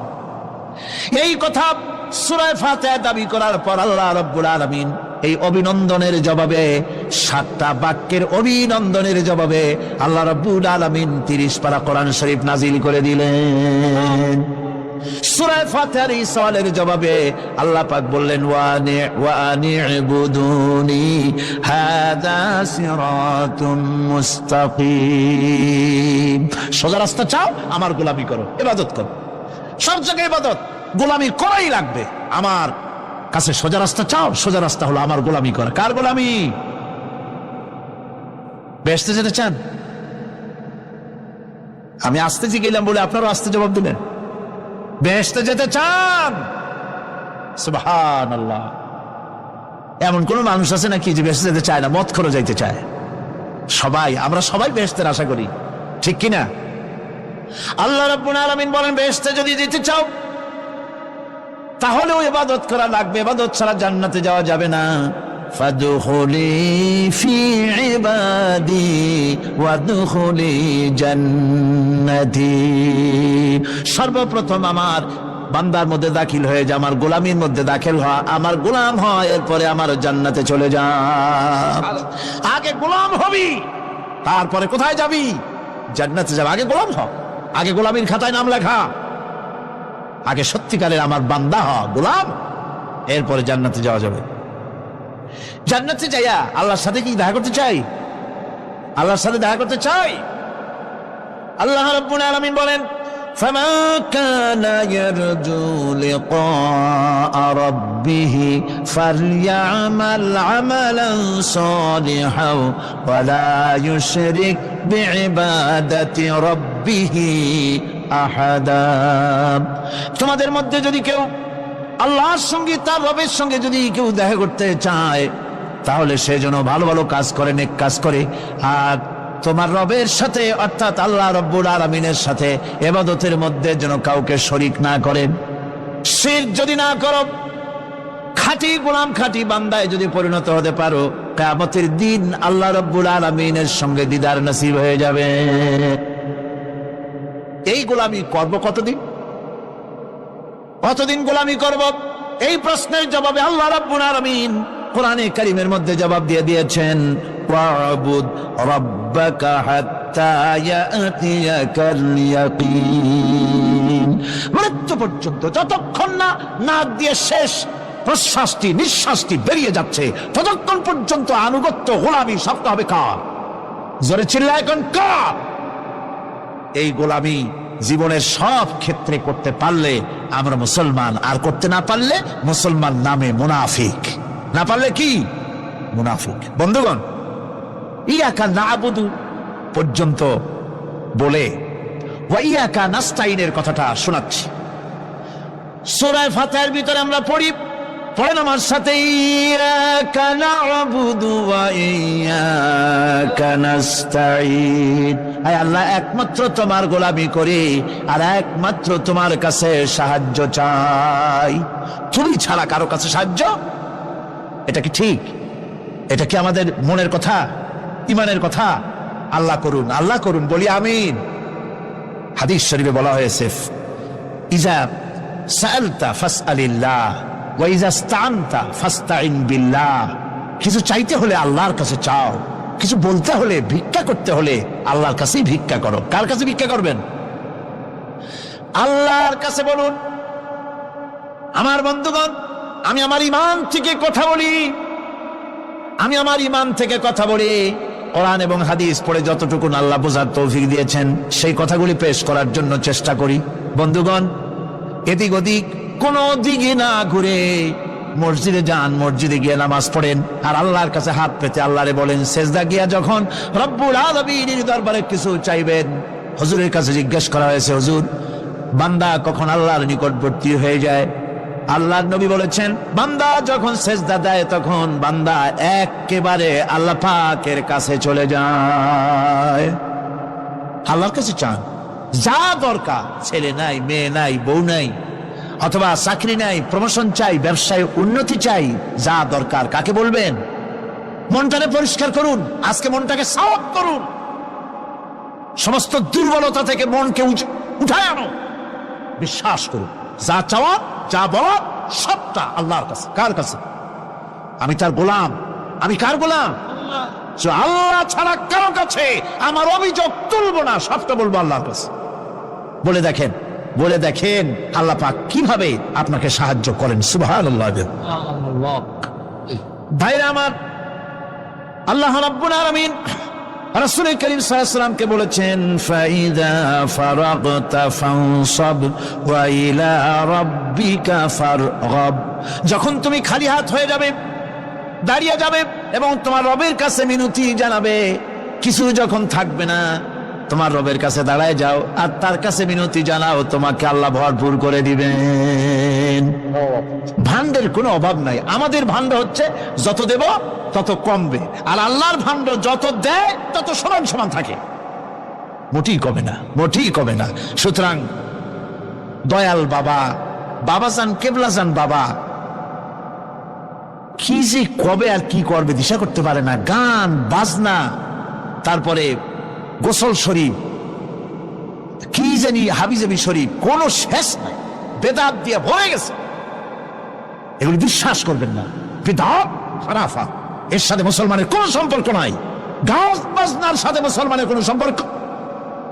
হাতে কতগুলো ঢোল নিয়ে তারপরে মাজারের কাছে গিয়ে ঢোল বাজায়, কবরের কাছে, মাথায় কতগুলো চুল, দাঁতে ময়লা, মোজগুলা ঠোঁট দুইটা ঢাইকিয়া দাড়ির কাছে এসে পড়ছে। হায় হায় রে, এই রকমের মোষ আমি মাঝে মধ্যে চিন্তা করি যে দই খায় কেমনে এরা। গাঁজা মদ খাইয়া এগুলো মাজার মধ্যে গিয়ে পড়ে থাকে, আর কি জানি আছে ওইটারে ঘষে আর বলে মদিনা যাব কেমনে, মদিনা যাব কেমন। তুই মদিনা যাবি কেমনে? মদ খেয়ে গাঁজা খেয়ে তুই যাবি মদিনা? একটা কথা হইল? তোর নাপাক কদম আল্লাহ পাকের আরতে মুকাদ্দাসে উঠতে পারে না। বদকার, জিনাকার, শারাবি, কাবাবি, আল্লাহ পাকের নাফরমান, কতগুলা শালু কাপড় গায়ে দিয়া মাথায় কতগুলা চুল রাখিয়া তারপরে গ্রামের নামে শরীফ। আশ্চর্য কথা, এই গ্রামের নাম শরীফ, ওই গ্রামের নামের মাথায় গিয়া শরীফ। শরীফ তো মক্কা শরীফ, মদিনা শরীফ, কোরআন শরীফ, হাদিস শরীফ, আর শরীফের দরকার নাই। শরীফের জাত মারছে গ্রামে গ্রামে শরীফ লাগাইয়া, কর্ণফুলী শরীফ, চন্দ্রকোনা শরীফ। আশ্চর্য কথা, শরীফ শব্দের একটা ইজ্জত থাকা উচিত, ঠিক কিনা কন? আপনাদেরকে সতর্ক হতে হবে। আনুগত্য এবং গোলামি সকল ব্যাপারে আল্লাহ পাকের করতে হবে, চাইতে হবে কার কাছে? আল্লাহর কাছে। আমার এই কথা আপনাদের মনে আছে কিনা জানি না। সম্রাট শাহজাহানের সময় এক ফকির, এক ভিক্ষুক ভিক্ষা করে বেড়াতো। 70-80 বছর বয়স হয়ে গিয়েছে। এক লোক বলছে, সারা জীবন তো তোমার ছোটবেলা থেকে ভিক্ষা করতে দেখলাম। সে বলল, মানুষে দেয় তো 2 পয়সা, 1 পয়সা, ভিক্ষা ছাড়া করবোটা কি? লোকটি বলল, তোমার একটা পরামর্শ দেই, একদিন সম্রাটের কাছে গিয়ে যে দেখো, একবারে যা দেবে খাইয়া কুলাইতে পারবে না। সম্রাট শাহজাহান কোথায় আছে এখন? দেখো গিয়া মসজিদে আছে। লোকটি মসজিদের বাইরে গিয়ে দেখে সম্রাট একা হাত তুলে বসে আছে, চোখ থেকে পানি পড়তেছে দরদর করে, দাড়ি ভিজে জামায় পড়তেছে, বহুক্ষণ দাঁড়িয়ে আছে। এরপরে সম্রাট তার মুনাজাত শেষ করে বেরিয়ে আসছেন, ফকিরের সঙ্গে দেখা। ফকির বলল আসসালামু আলাইকুম, তিনি বললেন ওয়ালাইকুম আসসালাম ওয়া রাহমাতুল্লাহ। ফকির রওনা করেছে। বাদশা বলছে, তুমি তো একজন ভিক্ষুক মানুষ বলি মনে হয়, আমার কাছে তো কেউ কিছু না চাইয়া যায় না, তুমি যে কিছু না চেয়েই চলে যাচ্ছ। ভিক্ষুক বলছে, জাহাপানা, সত্যি কিছু চাইতে এসেছিলাম আপনার কাছে, কিন্তু আপনার অবস্থা দেখে আমার জ্ঞানের চোখ খুলে গেছে। আমি দেখতে পেলাম আমি যে সম্রাটের কাছে ভিক্ষা চাইতে আসলাম, আমি তো শুধু তাকায় আছি, আমি তো কান্দি না, বরং আমি যার কাছে চাইতে এসেছি তিনি আমার চাইতে আরো নগণ্য ভিক্ষুকের মতো হয়ে কার কাছে যেন হাত পেতে চোখের পানি ফেলে কান্দে। মনে মনে ভাবলাম, সম্রাট কান্দে যে সম্রাটের কাছে, ওই আল্লাহ ছাড়া জীবনে কারো কাছে কিছু চাইব না। আল্লাহর কাছে চাওয়ার অভ্যাস করুন, তিনি দিতে পারেন, সবকিছু তার আছে। এই বিশ্বাস মনের ভিতরে জমাতে হবে, তাহলেই সত্যিকারের মুসলমান আমরা হব। আল্লাহ পাক সত্যিকারের গোলাম আমাদেরকে বানাবেন, আমরা বলি আমিন। মুনাফিকদের আর একটা চরিত্র হলো, তারা যদি আজান শুনতে পায়, আজান এবং নামাজ সম্পর্কে তারা কটূক্তি করে, আজান এবং নামাজ সম্পর্কে তারা কটূক্তি করতে থাকে। এটা হলো মুনাফিকদের আর একটা চরিত্র। আল্লাহ রাব্বুল আলামিন বলেন, وَإِذَا نَادَيْتُمْ إِلَى الصَّلَاةِ اتَّخَذُوهَا هُزُوًا وَلَعِبًا। যখন আযান তারা শোনে, যখন নামাজের দিকে তাদেরকে ডাকা হয়, তখন তারা ঠাট্টা করে, বিদ্রুপ। আরেকটি চরিত্র হলো, সমাজের ভিতরে অশ্লীলতা বাড়াবার জন্য তারা প্রচেষ্টা চালায়। ইন্নাল্লাযীনা ইউহিব্বুনা আন তাশিআল ফাহিশাতু ফিল্লাযীনা আমানু লাহুম আযাবুন আলীম। ঈমানদার লোকদের মধ্যে অশ্লীলতা এরা বেশি করে ছড়াবার জন্য চেষ্টা করে, মানুষকে দুশ্চরিত্র বানাবার জন্য তারা চেষ্টা করে। এইভাবে করে রেডিওর মাঝে, সিনেমার ভিতরে, গানের মাধ্যমে, যাত্রার মাধ্যমে, পত্রপত্রিকার মাধ্যমে নানান ভাবে চেষ্টা চালায় যাতে করে মুসলমানদের মধ্যে চরিত্রহীনতা বাড়তে থাকে, শয়তানি বদমাশি বাড়ে, মানুষ চরিত্রবান হতে পারে এমন কিছু প্রদর্শিত হবে না, বরং প্রদর্শিত হবে মুনাফিকরা চেষ্টাই চালাবে যাতে করে মানুষের দ্বীন ও ঈমান নষ্ট হতে পারে, সেগুলি তারা করতে থাকবে। এগুলি হলো মুনাফিকের চরিত্র। এগুলি কি চরিত্র? পাপের কাজ যদি দেখে তড়িৎ গতিতে ওরা ঝাঁপিয়ে পড়ে। কোরআনে কারিমে রব্বুল আলামিন বলেন, وَتَرَى كَثِيرًا مِّنْهُمْ يُسَارِعُونَ فِي الْإِثْمِ وَالْعُدْوَانِ। মুনাফিকদের চরিত্র এটাও যে তারা যখনই সুযোগ পায় তখনই খারাপ কাজের দিকে, মন্দ কাজের দিকে ঝাঁপায় পড়ে এবং মানুষদেরকে মন্দের দিকে, গুনাহের দিকে, জুলুমের দিকে, অত্যাচারের দিকে তড়িৎ গতিতে তারা ঝাঁপায় পড়ে। এটা হলো তাদের কাজ। মুনাফিকদের আর একটা চরিত্র হচ্ছে, তারা যদি নামাজ পড়তে দাঁড়ায়, নামাজ তারা পড়ে মানুষকে দেখাবার জন্য, আল্লাহকে খুশি করার জন্য মুনাফিকরা নামাজ পড়ে না। কোরআনে কারিমে বলা হচ্ছে, ওয়াইদা কামু ইলাস সালাতি কামু কুসালা ইউরাউনান নাস। মুনাফিকদের চরিত্র হচ্ছে তারা নামাজে যায় না, যদি যায় তাহলে নামাজের মধ্যে দাঁড়ায় কাহিনী এবং চুস্তি অবস্থায়, নামাজের মধ্যে দাঁড়ায় এদিক ওদিক তাকা, টুপিটা ঠিক করে, জামাটায় টান দেয়, বগলে চুলকায়, তারপরে নামাজের মধ্যে ইমামকে সতর্ক করে। ইমাম যদি তাশাহুদ পড়তে দেরি করে, ওর নিজের পড়া আগে হয়ে গেছে, ইমাম একটু দেরি করতেছে, তো পিছন থেকে সিগন্যাল মারে। এগুলি নামাজ হচ্ছে, আল্লাহ পাক বলছেন ইউরাউনান নাস, এরা মানুষকে দেখাবার জন্য নামাজ পড়ে, এগুলি আসল নামাজ নয়, এগুলি আসল নামাজ নয়, আল্লাহকে সন্তুষ্ট করার জন্য নয়, এগুলি মানুষকে দেখাবার জন্য তারা নামাজ পড়ে। আমার ভাইরা, ইসলামের চরিত্রগুলি, কাজগুলি তারা করতে চায় না। সব সময়ের জন্য ইসলামের সঙ্গে বিরোধিতা করা এবং ইসলামের অপব্যাখ্যা করা, এগুলি হচ্ছে এই মুনাফিকদের চরিত্র, মুনাফিকদের কাজ। মুনাফিকরা চিরটা কাল এভাবে মুসলমানদের সঙ্গে খারাপ ব্যবহার করে এসছে এবং নিজেরা জাহান্নামের পথকে এভাবে তারা করে নিয়েছে। মুনাফিকদের আরেকটি চরিত্র হচ্ছে, জিহাদের নাম শুনলে তাদের কলিজা কেঁপে ওঠে। বুঝলেন? কই যে আপনারা জিহাদ করেন কেন? এমনি সহজ পথে কলেমা পড়িয়া অল্পের মধ্যে বেহেশতে যাওয়া যায়, এরকম একটু দোয়া টোয়া শিখান মুসলমানদেরকে।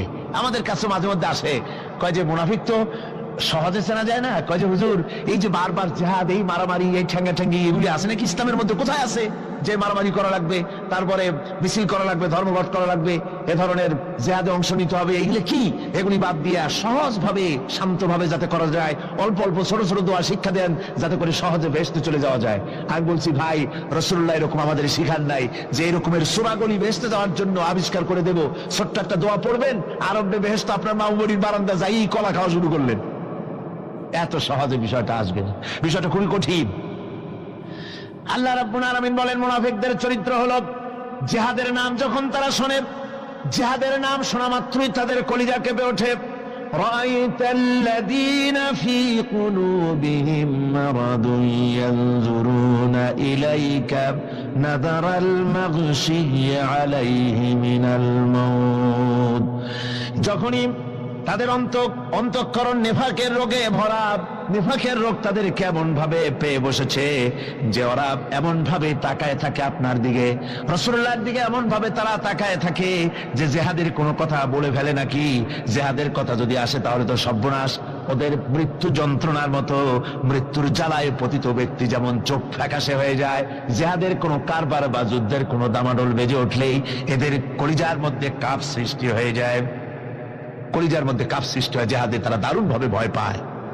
মোমেনদের উল্টা, মোমেনদের হলো জেহাদের নাম শুনলে তাদের কলিজার মধ্যে ফুর্তি আসে। তার কারণ হচ্ছে জেহাদের ময়দান হচ্ছে এমন এক ময়দান, আল জান্নাতু তাহতা দিলালিস সায়ুফ, বেহেশত হচ্ছে তরবারির ছায়াতলে। এই রাস্তায় যদি মরতে পারি, জীবনে তো বহুত গুনাহ করছি, বেহেশতে যেতে পারবো কিনা আল্লাহই জানে, কিন্তু এই একটা পথ, এইখানে যদি জানটা দিতে পারি বিনা হিসাবে আল্লাহ জান্নাতে চলে যেতে পারবো। আর শাহাদাতের মত হচ্ছে পিঁপড়ায় কাটার যন্ত্রণার চাইতে বেশি কিছু না। মুমিনদের দিলের জন্য খুশি হয়, আর ওদের দিল দারুণ কষ্ট তারা পেতে থাকে।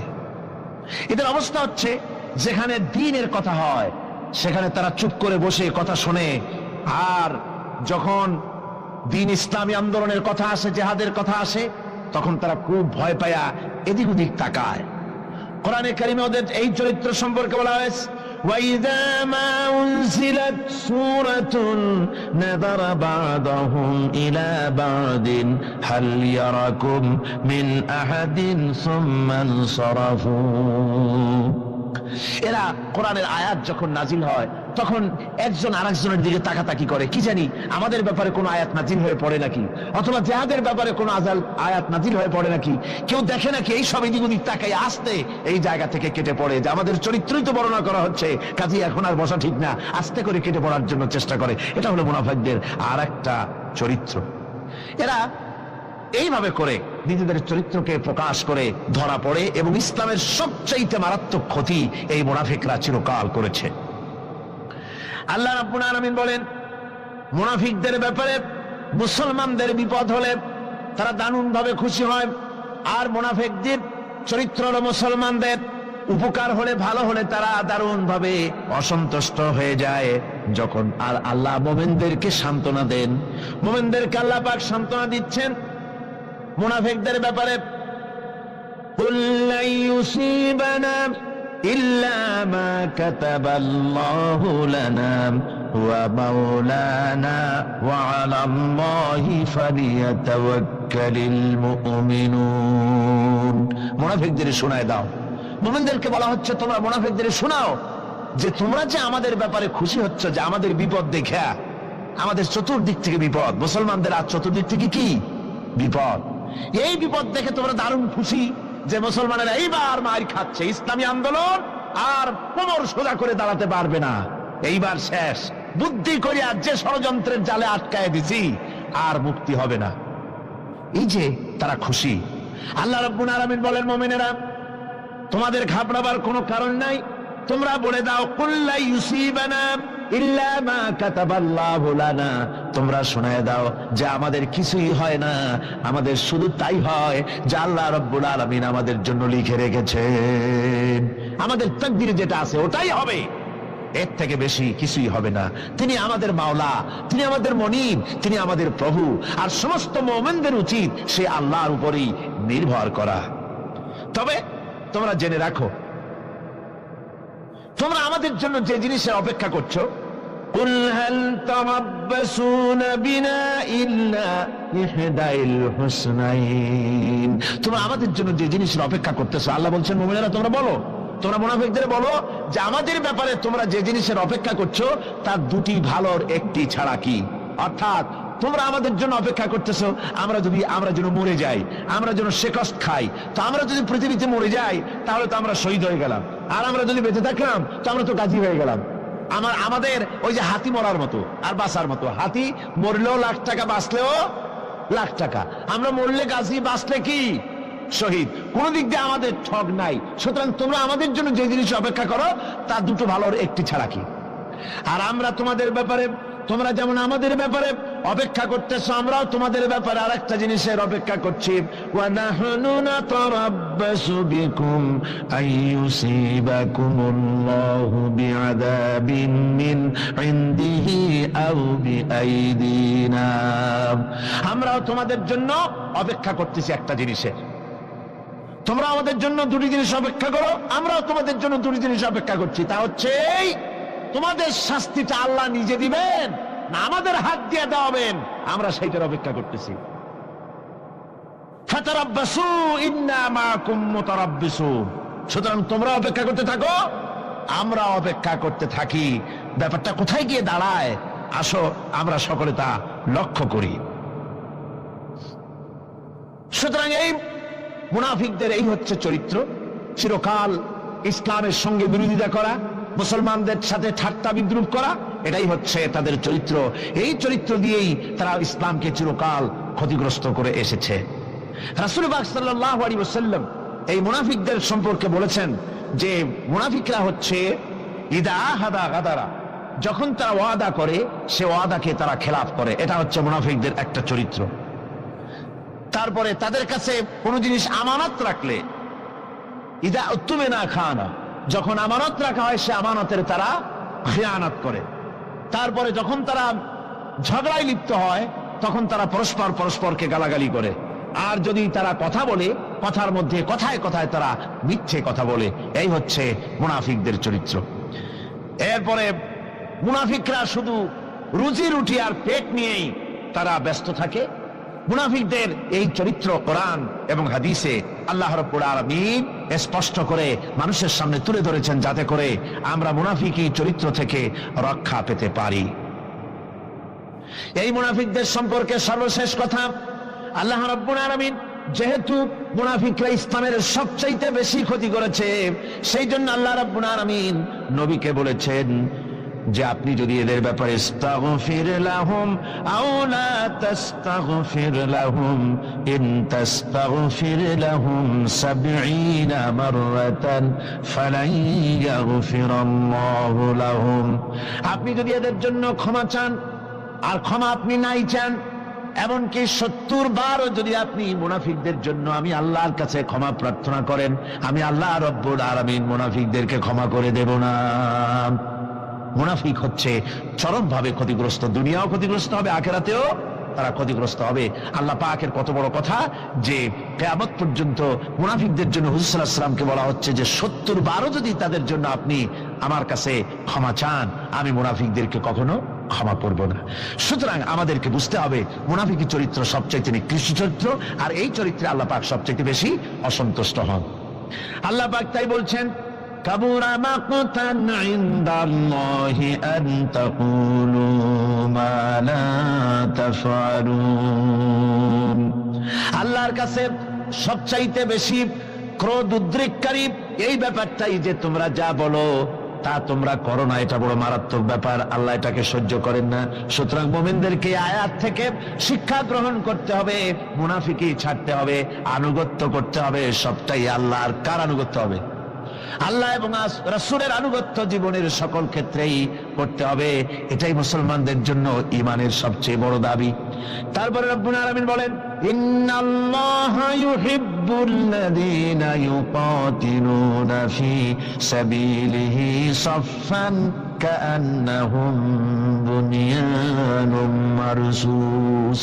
আল্লাহ পাক বলছেন, আল্লাহ নিশ্চয়ই ভালোবাসেন সেই সব লোকদেরকে যারা কাতারবন্দী হয়ে আল্লাহর রাস্তায় লড়াই করে, সীসা ডালা প্রাচীরের মতো ইস্পাত কঠিন দৃঢ় হয়ে যারা কাতারবন্দী হয়ে সুসংবদ্ধ হয়ে আল্লাহর জন্য যারা লড়াই করে।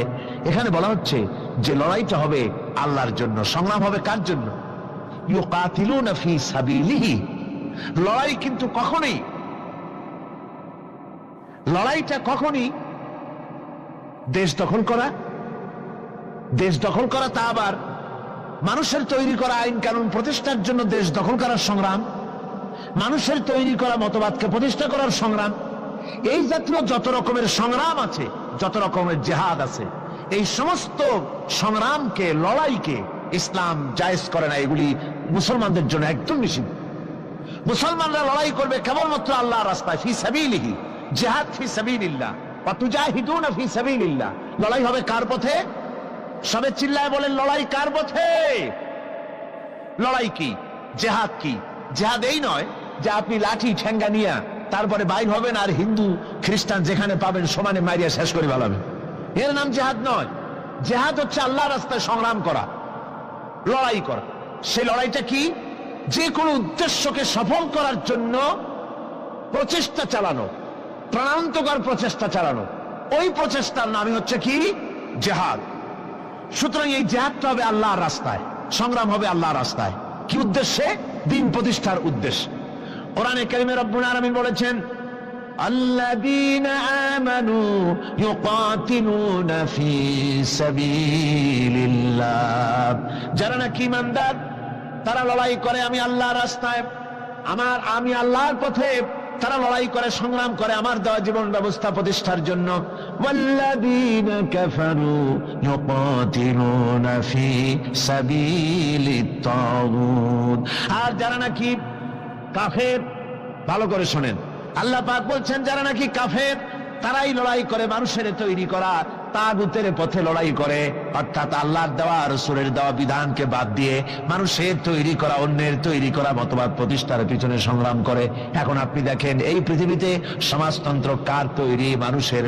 আল্লাহর না মানুষের? জোরে বলেন, এটা কার তৈরি? আল্লাহর না মানুষের? জাতীয়তাবাদ কার তৈরি? আল্লাহর না মানুষের? পুঁজিবাদ কার তৈরি? আল্লাহ না মানুষের? সমাজতন্ত্র কার তৈরি? আল্লাহ না মানুষের? ধর্মনিরপেক্ষতাবাদ কার তৈরি? আল্লাহ না মানুষের? এই সমস্ত মতবাদকে মানুষের তৈরি করা, এসব মতবাদকে প্রতিষ্ঠিত করার জন্য যারাই সংগ্রাম করে, যারাই লড়াই করে, আল্লাহ পাক বলেছেন ওয়াল্লাযীনা কাফারু ইউকাতিলুনা ফি সাবিলিত তাগুত। এরা হচ্ছে লড়াই করে তাগুতের পথে, শয়তানের পথে। কার পথে এগুলি? শয়তানের পথ। জোরে বলেন, এই পথগুলি কার? শয়তানের পথ। যারা মুমিন তারা লড়াই করবে আল্লাহর পথে। সুতরাং লড়াই হতে হবে সব সময় আল্লাহর পথে। আর সেই লড়াই বিচ্ছিন্ন ভাবে নয়, কাতারবন্দী হয়ে সুসংহত সাংগঠনিক প্রক্রিয়ায় সুশৃঙ্খল ভাবে সাংগঠনিক ফয়সলা সিদ্ধান্তকে মেনে নিয়ে আমিরের হুকুমকে অনুসরণ করে ঐক্যবদ্ধভাবে যদি লড়াই হয়, সে লড়াইয়ে বিজয় আসবে আল্লাহর পক্ষ থেকে। বিচ্ছিন্ন ভাবে নয়, ঐক্যবদ্ধভাবে কাজ করতে হবে। এই আয়াতের মূলনীতির ভিত্তিতে রাসূল পাক সাল্লাল্লাহু আলাইহি ওয়াসাল্লামের নেতৃত্বাধীন এমন এক মহা সামরিক শক্তি গড়ে উঠেছিল যার সামনে তদানীন্তন রোম, পারস্য পদানত হয়েছিল। সুবহানাল্লাহ পড়ে। সুতরাং এমন একটি বাহিনী গড়ার জন্য মুমিনদের প্রতি বলা হচ্ছে যে তোমরা হবে সেই ধরনের বাহিনী যারা নাকি লড়বে আল্লাহর রাস্তায়, আল্লাহর পথে লড়াই করবে নিজেদের জান এবং মাল দিয়ে, ঐক্যবদ্ধভাবে। তারপরে আল্লাহ রাব্বুল আলামিন বলছেন ওয়াইয ক্বালা মূসা লিকওমিহি ইয়া কওমি লিমা তু'যুনানি ওয়াকাদ তা'লামুনা আন্নী রাসূলুল্লাহি ইলাইকুম ফালাম্মা যাগু আযাগাল্লাহু কুলুবাহুম আল্লাহু লা ইয়াহদিল কওমাল ফাসিকিন। স্মরণ করো মুসা আলাইহিস সালামের কথা। এই কথাগুলি আল্লাহ মুসলমানদের স্মরণ করাচ্ছেন। কাদেরকে? মুসলমানদেরকে। মুসা আলাইহিস সালামের কথা স্মরণ করো। তিনি তার কওমদেরকে বললেন, হে কওম, হে আমার জাতি, তোমরা কেন আমাকে উৎপীড়িত করছো, কেন আমাকে কষ্ট দিচ্ছ? ওয়াকাদ তা'লামুনা আন্নী রাসূলুল্লাহি ইলাইকুম, আর একথা তোমরা ভালো করেই জানো যে আমি তোমাদের জন্য রাসূল হয়ে এসেছি আল্লাহর পক্ষ থেকে। বন্ধুগণ, কোরআনে কারীমে একথা বলা হয়েছে, সর্বত্র প্রায় এসেছে। নবীদের উপরে সমকালীন যুগের লোকেরা নবীদেরকে কষ্ট দিয়েছে, মুসিবত দিয়েছে। কারণ কি? নবীদের স্বভাব খারাপ ছিল, তাই নাকি? নাউযুবিল্লাহি মিন যালিক। নবীরা স্বভাব চরিত্রের দিক থেকে সর্বশ্রেষ্ঠ। নবীদের জন্য সমকালীন লোকেরা ক্ষেপলো কেন? ক্ষেপেছে একটাই কারণ ছিল। নবীদের বিরুদ্ধে ক্ষেপার একটি কারণ, তা হচ্ছে নবীরা দুনিয়ার মানুষের সামনে বলেছেন, ইয়া কওমি ইবুদুল্লাহা মা লাকুম মিন ইলাহিন গায়রু। নবীরা দাওয়াত দিয়েছেন, ও আমার কওম, ও আমার জাতি, এক আল্লাহ ছাড়া কারো গোলামি করা যাবে না, কারো আনুগত্য করো না, দাসত্ব করো, গোলামি করো একমাত্র আল্লাহ রাব্বুল আলামিনের। অন্য আয়াতে এসেছে, আল্লাহ পাক বলেছেন, ওয়ালাকাদ বা'আথনা ফি কুল্লি উম্মাতির রাসূলা আন ইবুদুল্লাহা ওয়াজতানিবুত তাগুত। আমি এমন কোন জাতি নাই, এমন কোন দল নাই যাদের জন্য নবী প্রেরণ করি নাই। নবীরা গিয়া তাদেরকে বলেছেন, এক আল্লাহর গোলামি করো, আর মানুষের দাসত্ব তাগুতের গোলামি বর্জন করো, আল্লাহর গোলামি করো। এই কথা বলার সঙ্গে সঙ্গে তাগুত খেপে গেছে। কে খেপে গেছে? কে খেপেছে? তাগুত সহ্য করতে পারে নাই। তাগুত বলা হয় সেই শক্তিকে, যে শক্তি নিজে শুধু আল্লাহর আইন অমান্য করে বসে থাকে না, অন্যদেরকেও আল্লাহর আইন অমান্য করতে বাধ্য করে। ওরাই খেপে গেল। ওরা খেপে মার আরম্ভ করে দিল। হযরতে মুসা আলাইহিস সালাম মার খেয়েছেন। হযরতে মুসা আলাইহিস সালাম, হযরতে ঈসা আলাইহিস সালাম, ইব্রাহিম আলাইহিস সালাম, নূহ আলাইহিস সালাম, এমন কোন পয়গম্বর আছেন যিনি মার খান নাই? কোরআনে কারীম বলা হচ্ছে, ইয়া হাসরাতান আলাল ইবাদ মা ইয়াতিহিম মির রাসূলিন ইল্লা কানু বিহি ইস্তাহজিউন। আফসোস বান্দার উপরে, এমন একজন রাসূল পাঠাই নাই যার সঙ্গে সমকালীন যুগের লোকেরা ঠাট্টা করে নাই, বিদ্রুপ করে নাই, পাগল বলে নাই। এমন একজনও পাঠাই নাই। যাকেই পাঠিয়েছি তার সাথে সমকালীন লোকেরা ঝগড়া বিবাদ করেছে, মারধর করেছে, অত্যাচার করেছে। বিশ্বকবি, কবি সম্রাট আল্লামা ইকবাল রহমতুল্লাহ আলাইহি বলেছেন, সতীজা কা রহা হ্যায় আজল সে তা ইমরোজ, সতীজা কা রহা হ্যায় असल से तायमरोज चरागे मुस्तफा भी से शरारे बुलाबीस। মুস্তাফার দ্বীপ শিখার সাথে, মুস্তাফার দ্বীপ শিখার সাথে আবুল আহাবের অগ্নিস্ফুলিঙ্গের সংঘর্ষ চলে এসেছে। আবহমান কাল থেকে শুরু হয়েছে, আজও চলছে, কিয়ামত পর্যন্ত চলতে থাকবে। তবে কিনা আবু জাহেলের, আবুল আহাবের অগ্নিস্ফুলিঙ্গ নির্বাপিত হয়ে যাবে, আর মুস্তাফা সাল্লাল্লাহু আলাইহি ওয়াসাল্লামের দীপ শিখা জ্বলতেই থাকবে, নিভে যাবে না। সুবহানাল্লাহ পড়ে, নিভে যাবে না। কারণ হচ্ছে আল্লাহ পাক বলেছেন, ইউরিদুনা লিইউতফিউ নূরাল্লাহি বিআফওয়াহিহিম ওয়াল্লাহু মুতিম্মু নূরিহি ওয়ালাউ কারিহাল কাফিরুন। কাফের বেঈমানেরা চায় মুখের ফু দিয়ে আমার আলোকে নির্বাপিত করে দেবে, আমার দ্বীনকে দুনিয়া থেকে মিটিয়ে দেবে। আল্লাহ পাক বলেন, আমি আমার দ্বীনকে পূর্ণতা দান করব, জাঁকজমকের সাথে আমার দ্বীন দুনিয়ার বুকে প্রতিষ্ঠিত হবে। তাতে কাফেরদের কলিজার ভিতরে যতই জ্বালা যন্ত্রণা হোক না কেন, ওদের মনে যত কষ্ট হোক, ইসলাম প্রতিষ্ঠিত হবে। আল্লাহ বলেছেন। কে বলেছেন? আল্লাহ পাক। আমি আমার দ্বীনকে পূর্ণতা দান করব। সুতরাং কাফেররা বাধা দিল নবীদের। কারা বাধা দিল? কাফেররা। যারা বাধা দিল তারা সংখ্যায় 3 শ্রেণী। কয় শ্রেণী? ভালো করে মনে রাখেন।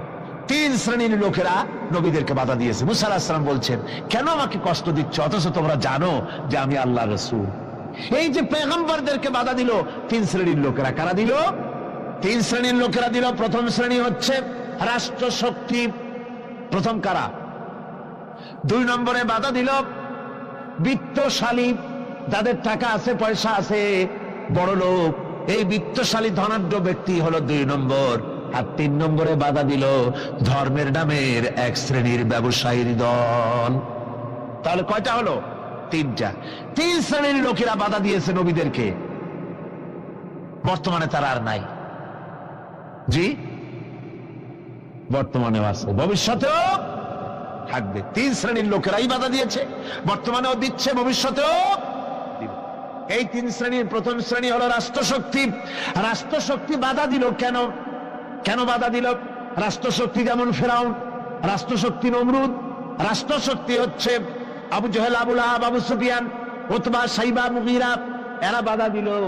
রাষ্ট্রশক্তি বাধা দিল। বাধা দেওয়ার কারণ হলো রাসূলুল্লাহ বলেছেন, নবীরা বলেছেন, তারা বলেছেন সবাই, ইয়া কওমি ইবুদুল্লাহ মা লাকুম মিন ইলাহিন গায়রু। নবীজি বলেছেন, ইয়া আইয়ুহান নাস কুলু লা ইলাহা ইল্লাল্লাহ তুফলিহুন। ও মানব সকল, ঘোষণা করে দাও কোনো ইলাহ নাই, কোনো আইনদাতা নাই, কোনো বিধানদাতা নাই, আল্লাহ ছাড়া কোনো উপাস্য নাই, মাবুদ নাই। এই কথাগুলি যখন নবীরা বলেছেন, তখন সমকালীন রাষ্ট্রশক্তি বুঝতে পেরেছে আমাদের মাতবাড়ি তো আর চলবে না, মাতবাড়ি শেষ। যদি লা ইলাহা ইল্লাল্লাহ হয় তাহলে তো আমরা থাকি না। কারা থাকে না? রাষ্ট্রশক্তি। কারা থাকে না? এখন আমি আপনাদের কাছে যে মাঝে মধ্যে কথা জিজ্ঞেস করি, আপনারা কি তাতে বেজার হন নাকি? জিজ্ঞেস করি এই জন্যে যাতে আপনাদের কথাগুলি মনে থাকে। রাষ্ট্রশক্তি বাধা দিল এই কারণেই যে আমরা তো তাহলে আর থাকি না। লা ইলাহা, কোনো ইলাহ নাই, কোনো আইনদাতা নাই, কোনো বিধানদাতা নাই, কোনো শাসনকর্তা নাই, কেউ নাই আল্লাহ ছাড়া। একমাত্র আইন চলবে আল্লাহর। তাহলে আমরা নাকি কোন কাজে? আমাদের তো নেতৃত্ব থাকবে না, আমাদের মাতবাড়ি থাকবে না, আমাদের আইন চলবে না, আমরা তো বেকার হয়ে যাব। সুতরাং এটাকে বন্ধ করতে হবে, এটাকে বন্ধ করতে হবে, এটা বন্ধ করতে হবে। এই আইন যদি চালু হয় তাহলে তো মৌজ করা যাবে না, ফুর্তি করা যাবে না, ইট, ড্রিঙ্ক এন্ড বি মেরি, এগুলি তো আর চলবে না। ডু ফুর্তি, নো চিন্তা, এসব তো আর চলবে না। মদ খাওয়া, জুয়া খেলা, শয়তানি করা, বদমাশি করা, জনগণের টাকা নিয়ে নিজের বাপের সম্পত্তি মনে করে তা গ্রহণ করা, এভাবে করে সর্বনাশ করা তো আর চলবে না, মাতবাড়ি তো চলবে না। সুদ যদি কোন দেশ আল্লাহর কোরআন অনুযায়ী হারাম ঘোষিত হয়, আল্লাহ তো হারাম করে দিয়েছেন, দেশে যদি সুদ মুক্ত ব্যাংকিং চালু হয় তাহলে উপকৃত হবে শুধু মুসলমান না সব জাতের মানুষ? সব জাতের মানুষ। সুদ দিয়ে মানুষ শোষিত হয়। মদ যদি বন্ধ হয়ে যায়, রাষ্ট্রশক্তি যদি কোরআনের আইন অনুযায়ী, আল্লাহ বলেছেন মদ হারাম, মদ যদি নিষিদ্ধ ঘোষিত হয়, উপকার পাবে না সবাই উপকার পাবে? জেনা যদি বন্ধ হয়ে যায়, সরকার কর্তৃক জেনা যদি বন্ধ করে দেওয়া হয়, তাহলে উপকার কি মুসলমানদের না সারা পৃথিবীর সমস্ত মানুষের? পর্দা করা ফরজ, এই পর্দার প্রথা যদি চালু হয় তাহলে নারীর ইজ্জত রক্ষা হবে শুধু মুসলমানদের না সারা পৃথিবীর সমস্ত নারীর? তো দেখুন, ইসলামের মদ বলেন, সুদ বলেন, ঘুষ বলেন, জেনা বলেন, জুয়া বলেন, যত রকমের আইন ইসলাম করেছে, চোরের হাত কাটা আইন হোক, আর আপনার হত্যাকারীকে কতল করাই হোক, পেশাস হোক, যত রকমের আইন করেছে, সমস্ত আইন দ্বারা উপকৃত হবে সারা পৃথিবীর সমস্ত মানুষ। এই জন্য ইসলাম সাম্প্রদায়িক নয়, মুসলমানেরও সাম্প্রদায়িক নয়। ইসলাম হচ্ছে সার্বজনীন, ইসলাম হচ্ছে বিশ্বজনীন। আজকে রাষ্ট্রশক্তি 1 নম্বরেই বাধা দেয় তাদের ক্ষমতাকে টিকিয়ে রাখার জন্য, ক্ষমতাকে কুক্ষিগত করার জন্য, হারাম ভাবে, অবৈধভাবে সরকারের জনগণের মালকে, সম্পদকে ভক্ষণ করার জন্য, নিজেদের ফুর্তি, নিজেদের মনের চাহিদা, নিজেদের নাফস এবং প্রবৃত্তি অনুযায়ী চলার জন্য তারা এই নিজেদের ক্ষমতাকে টিকিয়ে রাখার জন্য ইসলামকে চিরকাল তারা বাধা দিয়ে এসছে। 2 নম্বরে বাধা দিয়েছে যারা, সেটা হচ্ছে কি? বিত্তশালী ধনী ব্যক্তিরা, বিত্তশালী ধনাঢ্য ব্যক্তিরা, ওরাই ইসলামের চিরকাল ইসলামের বাধা দিয়ে আসছে, এখনো দিচ্ছে, ভবিষ্যতে দেবে, তবে সব না। ধনী হযরত ওসমান রাদিয়াল্লাহু তাআলা আনহু ধনী ছিলেন, ওই রকম ধনী ব্যক্তি এখন আলহামদুলিল্লাহ কিছু কিছু আছে যারা হযরত ওসমান রাদিয়াল্লাহু তাআলা আনহুর মতো দুহাতে সম্পদ বিলায় দেয়, নাম কামাবার জন্য না, আল্লাহর রাস্তায় দিয়ে দেয়। আছে না দুই একজন? আছে, সমাজে আছে। কিন্তু অধিকাংশ বিত্তশালী ব্যক্তিবর্গ তারা বাধা দেয় ইসলামকে। বাধা দেয় কেন? বাধা দিয়েছিল মুসা আলাইহিস সালামের জামানায়, হুজুরের জামানায় উমাইয়া বাধা দিয়েছিল। এভাবে করে প্রত্যেক যুগে বড় বড় ধনীরা তারা ইসলামকে বাধা দেয়। তাদের আল্লাহ তাদের টাকা দিয়েছে, পয়সা দিয়েছে, অবৈধভাবে তারা পয়সা নিজেরা উপার্জন করেছে। এই পয়সা দিয়ে তারা সাহায্য করে বাতিলকে, ইসলামকে সাহায্য করে না। ইসলামকে সাহায্য করে না। বাতিলকে অমুক দলের নেতা আসবে, অমুক দলের অমুক আসবে, 50,000 টাকা দিয়ে দেয়, 50,000 টাকা, 2 লাখ টাকা, 5 লাখ টাকা, অমুকের ইলেকশন তো দিয়ে গেল 5 লাখ, 10 লাখ, 20 লাখ, কোটি গানেক টাকা দিয়ে গেল, 2-3 কোটি দিয়ে দিল। কিন্তু ইসলামের কোরআনের মাহফিল হবে, তাফসীর হবে, 5টা টাকা বাইরেতে কলিজাটা ছটফট করতে থাকে এইসব লোকে, ঠিক কিনা কন? ইসলামের জন্য কাজ হবে, ইসলামের জন্য কোন প্রোগ্রাম হাতে নেওয়া হয়েছে, অথবা ইসলামের জন্য নির্বাচন হচ্ছে, এই ধরনের যত রকমের প্রক্রিয়া আছে, এই প্রক্রিয়াগুলি করতে গেলে পরে তখন তাদের থেকে টাকা বের হতে চায় না, বাতিলকে সাহায্য করে চূড়ান্ত ভাবে, আর ইসলামকে দিতে চায় না। তার কারণ ইসলাম যদি ক্ষমতায় যায় তাহলে অবৈধ পন্থায় যেসব টাকা রোজগার করা হয়েছে এই পথগুলি বন্ধ হয়ে যাবে। তাই তাদের ভয় ইসলামের প্রতি, যেগুলি পথ যদি বন্ধ হয়ে যায় তাহলে তো আমাদের ফুর্তি আর চলবে না, মউত চলবে না, জেনা ব্যভিচার চলবে না, শয়তানি বদমাশি চলবে না। সেই জন্য তাদের টাকা দিয়ে তারা ইসলামকে দুহাতে ঠেকাবার জন্য তারা প্রচেষ্টা চালায়। কথা বুঝতে পেরেছেন? এরপরে 3 নম্বরে যারা বাধা দেয় তারা হলো ধর্মের নামের এক শ্রেণীর ব্যবসায়ীর দল। ধর্মের নামের এক শ্রেণীর ব্যবসায়ী দল। এরা হচ্ছে, আল্লাহ রাব্বুল আলামিন কোরআনে কারীমের মধ্যে বলেছেন, ইয়া আইয়ুহাল্লাযীনা আমানু ইন্না কাসীরাম মিনাল আহবারি ওয়ার রুহবানি লায়াকুলুনা আমওয়ালান নাসি বিল বাতিল ওয়া ইয়াসুদ্দুনা আন সাবিলিল্লাহ। আল্লাহ রাব্বুল আলামিন বলেন, বিশ্বাসীরা শোনো, আরেক দল লোক হচ্ছে যারা আহলে কিতাবের এক শ্রেণীর পীর দরবেশ আলেম জাতীয় এক শ্রেণীর লোক, যারা নাকি আহবার এবং রহবান, কোরআনের পরিভাষায় বলা হয়েছে এদের কাজ হলো মানুষের মালকে, সম্পদকে বাতিল পন্থায় ভক্ষণ করা। নিজেদেরকে জনগণের সামনে এভাবে পেশ করে যে তারাই যেন বেহেশতের এজেন্ট, তাদেরকে খুশি করতে পারলেই আল্লাহ খুশি হয়ে যাবে। এই জাতীয় একটা ভাব দ্বারা তারা মানুষের সামনে নিজেকে পেশ করে থাকে, আর ধর্মের বিভিন্ন অনুভূতি দিয়ে মানুষের কাছ থেকে টাকা পয়সা শোষণ করে নেওয়ার পথ চালু করে দেয়, সহজে বেহেশতে যাওয়ার পথ চালু করে দেয়। এ ধরনের অনেক বেদাত পূর্ণ কাজ তারা করে, আর বেদাত আর শিরকের মাধ্যমে ধর্মীয় অনুভূতি দিয়ে মানুষের কাছ থেকে টাকা পয়সা লুট করে নেওয়ার জন্য চেষ্টা করে। এই যে আপনি দেখেন বর্তমানে যে রজব মাস, এটা সাবান শুরু হয়েছে বোধহয়, রজব মাস চলে গেল, রজব মাস আসলে পরে খাজা বাবার মহব্বতের লোকের আর অভাব থাকে না, এমনি নামাজ পড়ে না, কিন্তু রজব মাস আসলে পরে তখন ড্যাগ নিয়ে ড্যাগের উপরে লাল কাপড় চড়াই দিয়া, শালু কাপড় চড়াই দিয়া তারপরে টাকা পয়সা রোজগার করার জন্য দারুণ ভাবে চেষ্টা করে। খাজার এত মহব্বত, নামাজ পড়ে না একক তো, বললেন নামাজ পড়ে না, খাজার দারুণ মহব্বত করে। আসলে তো খাজার মহব্বত না, আসল ব্যাপারটা হচ্ছে ইয়া খাজা কুস্তু আজা, পেট তো ভর যা, নিজের পেট ভরার জন্য, নিজের টাকা পয়সা লুটতরাজ করার জন্য এইভাবে করে তারা খাজার মহব্বত হিসাবে নিজেকে পেশ করে। এইভাবে কেউ মাজার দিয়া, কেউ ওরস দিয়ে, কেউ এই ধরনের নানান রকমের বিদআতপূর্ণ কাজ করে করে জনগণের কাছ থেকে টাকা পয়সা বাতিল পন্থায় ভক্ষণ করে। আল্লাহ পাক বলছেন, শুধু বাতিল পন্থায় জনগণের মালকে ভক্ষণ করে যদি বসে থাকতো তাও একটা হতো, তাও না, ওয়া সুদ্দুনা আন সাবিলিল্লাহ, বাতিল পন্থায় জনগণের মাল ভক্ষণ করে, এটা হলো 1। 2 নম্বরে সব সময় তারা ইসলামী আন্দোলনকে বাধা দেয়। ইসলামের পথে, আল্লাহর পথে সব সময় ফতোয়া দিয়ে, ফতোয়াবাজি করে তারা ইসলামের আন্দোলনের পথে লোকেরা যেন যাইতে না পারে, ইসলামী আন্দোলনে শরীক হতে না পারে, সেজন্য আপ্রাণ প্রচেষ্টা করতে থাকে এই শ্রেণীর লোকেরা। এই 3 শ্রেণীর লোক ইসলামকে চিরকাল বাধা দিয়ে এসেছে। তাই আমি আজকে আপনাদের সামনে এই কথাই বলতে চাই যে আল্লাহ রাব্বুল আলামিন কোরআনে কারীমের এই সূরাটির এই আয়াতগুলির মধ্যে পরিষ্কার করে আমাদের সামনে বলে দিলেন যে মুনাফিকি বর্জন করতে হবে। 1 নম্বরে কি? মুনাফিকি বর্জন করতে হবে। মুনাফিকি মারাত্মক রোগ, সেই রোগগুলি সম্পর্কে আমি আপনাদের সামনে আলোচনা করেছি। 2 নম্বরে বলা হয়েছে, আমাদের একটা আফসোসও আছে, একটা কষ্টও আছে, এটা না বললেও হয় না। 5,000 টাকায় 4,000 টাকায় ইমামতি পাইতো, আর আমরাও খুব সস্তা টাকায় রাখি তো, এই জন্য 4,000 টাকার হুজুর হ্যাঁ বিচারে গেলে তো ঘুষ পায় 10,000 টাকা, ঠিক না বাড়ি জোরে কন? 4,000 টাকা এক মাস আল্লাহ কি সেজদা দিয়া দেওয়াইয়া, হুজুরের বেতন 5,000। হ্যাঁ একদিন গেলেই এই হুজুর চা পানি খায় না, হ্যাঁ এই চা পানির জন্য 10,000, কথা ঠিক না বাড়ি জোরে কন? ভালো করে বুঝাই, এই জন্য হুজুরদের কোনো ভ্যালু নাই। কিন্তু পয়গম্বর দাউদ, বিচারপতি দাউদ নবী ডাক দিয়া কয়, যাও যাও আগামী কালকে আগামী সপ্তাহে বিচার করে দেওয়া হবে। এবার দাউদ নবীর কাছে আবার গতকালকে একদিন পর আবার এই ধনী লোকটা আসছে, সহ্য হয় না, ডাক দিয়া কয়, পয়গম্বর দাউদ, আমি আপনার কাছে বিচার দায়ের করলাম। বলে কি বিচার? এই যে দেখেন যুবক সন্তান আর বৃদ্ধা মহিলা, এই যুবক সন্তান আর বৃদ্ধা মহিলা, আমার একটা সাধুর গাবি ছিল, আমার একটা শখের গাবি ছিল, শখের গরু ছিল, গরু। এই বৃদ্ধা মহিলা যুবক সন্তান এই গরুটারে জোরপূর্বক চুরি করে জবাই করে খায়া ফেলাইছে। ও পয়গম্বর, আমি আপনার কাছে সুষ্ঠু বিচার চাই, এটার বিচার আপনি করে দিবেন।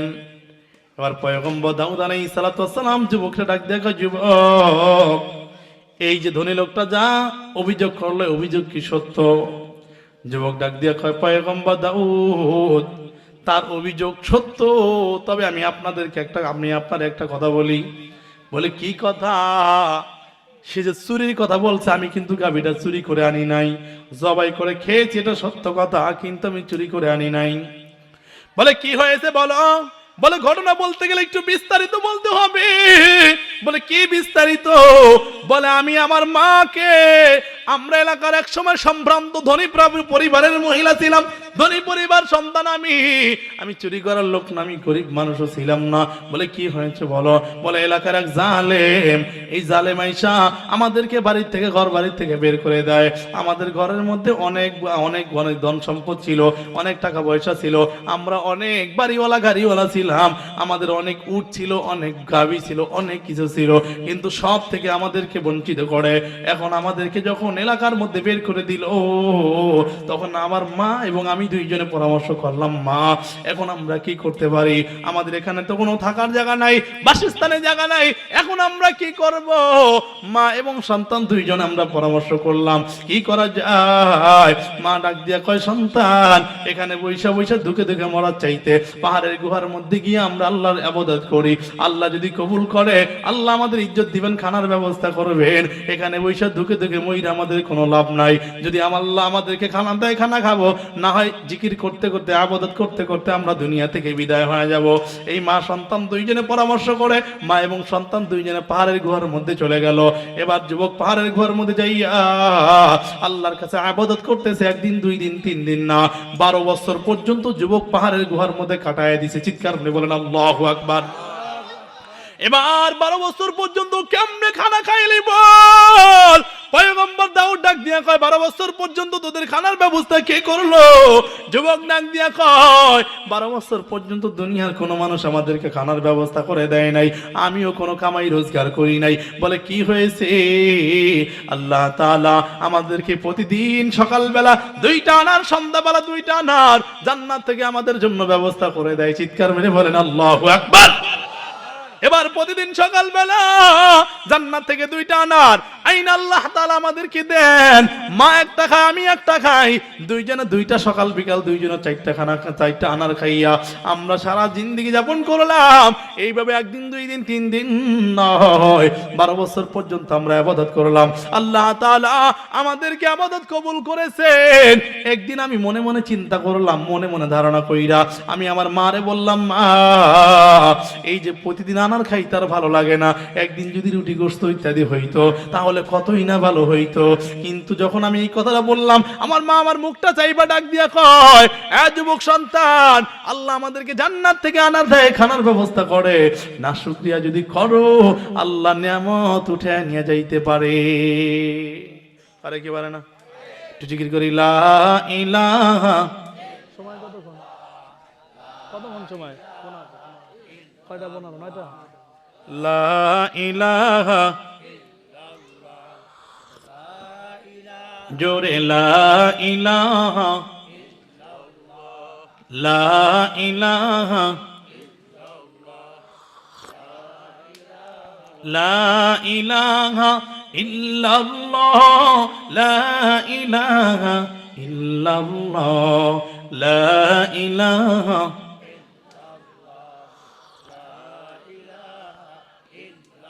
এই কালেমা পড়বে যারা কাজে লাগবে মরণ বেলা, ঠিক কিনা জোরে কর।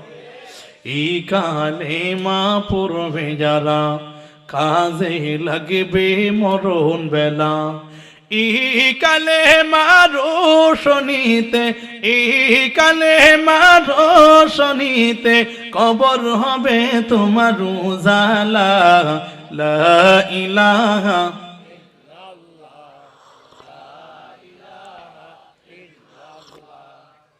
লা ইলাহা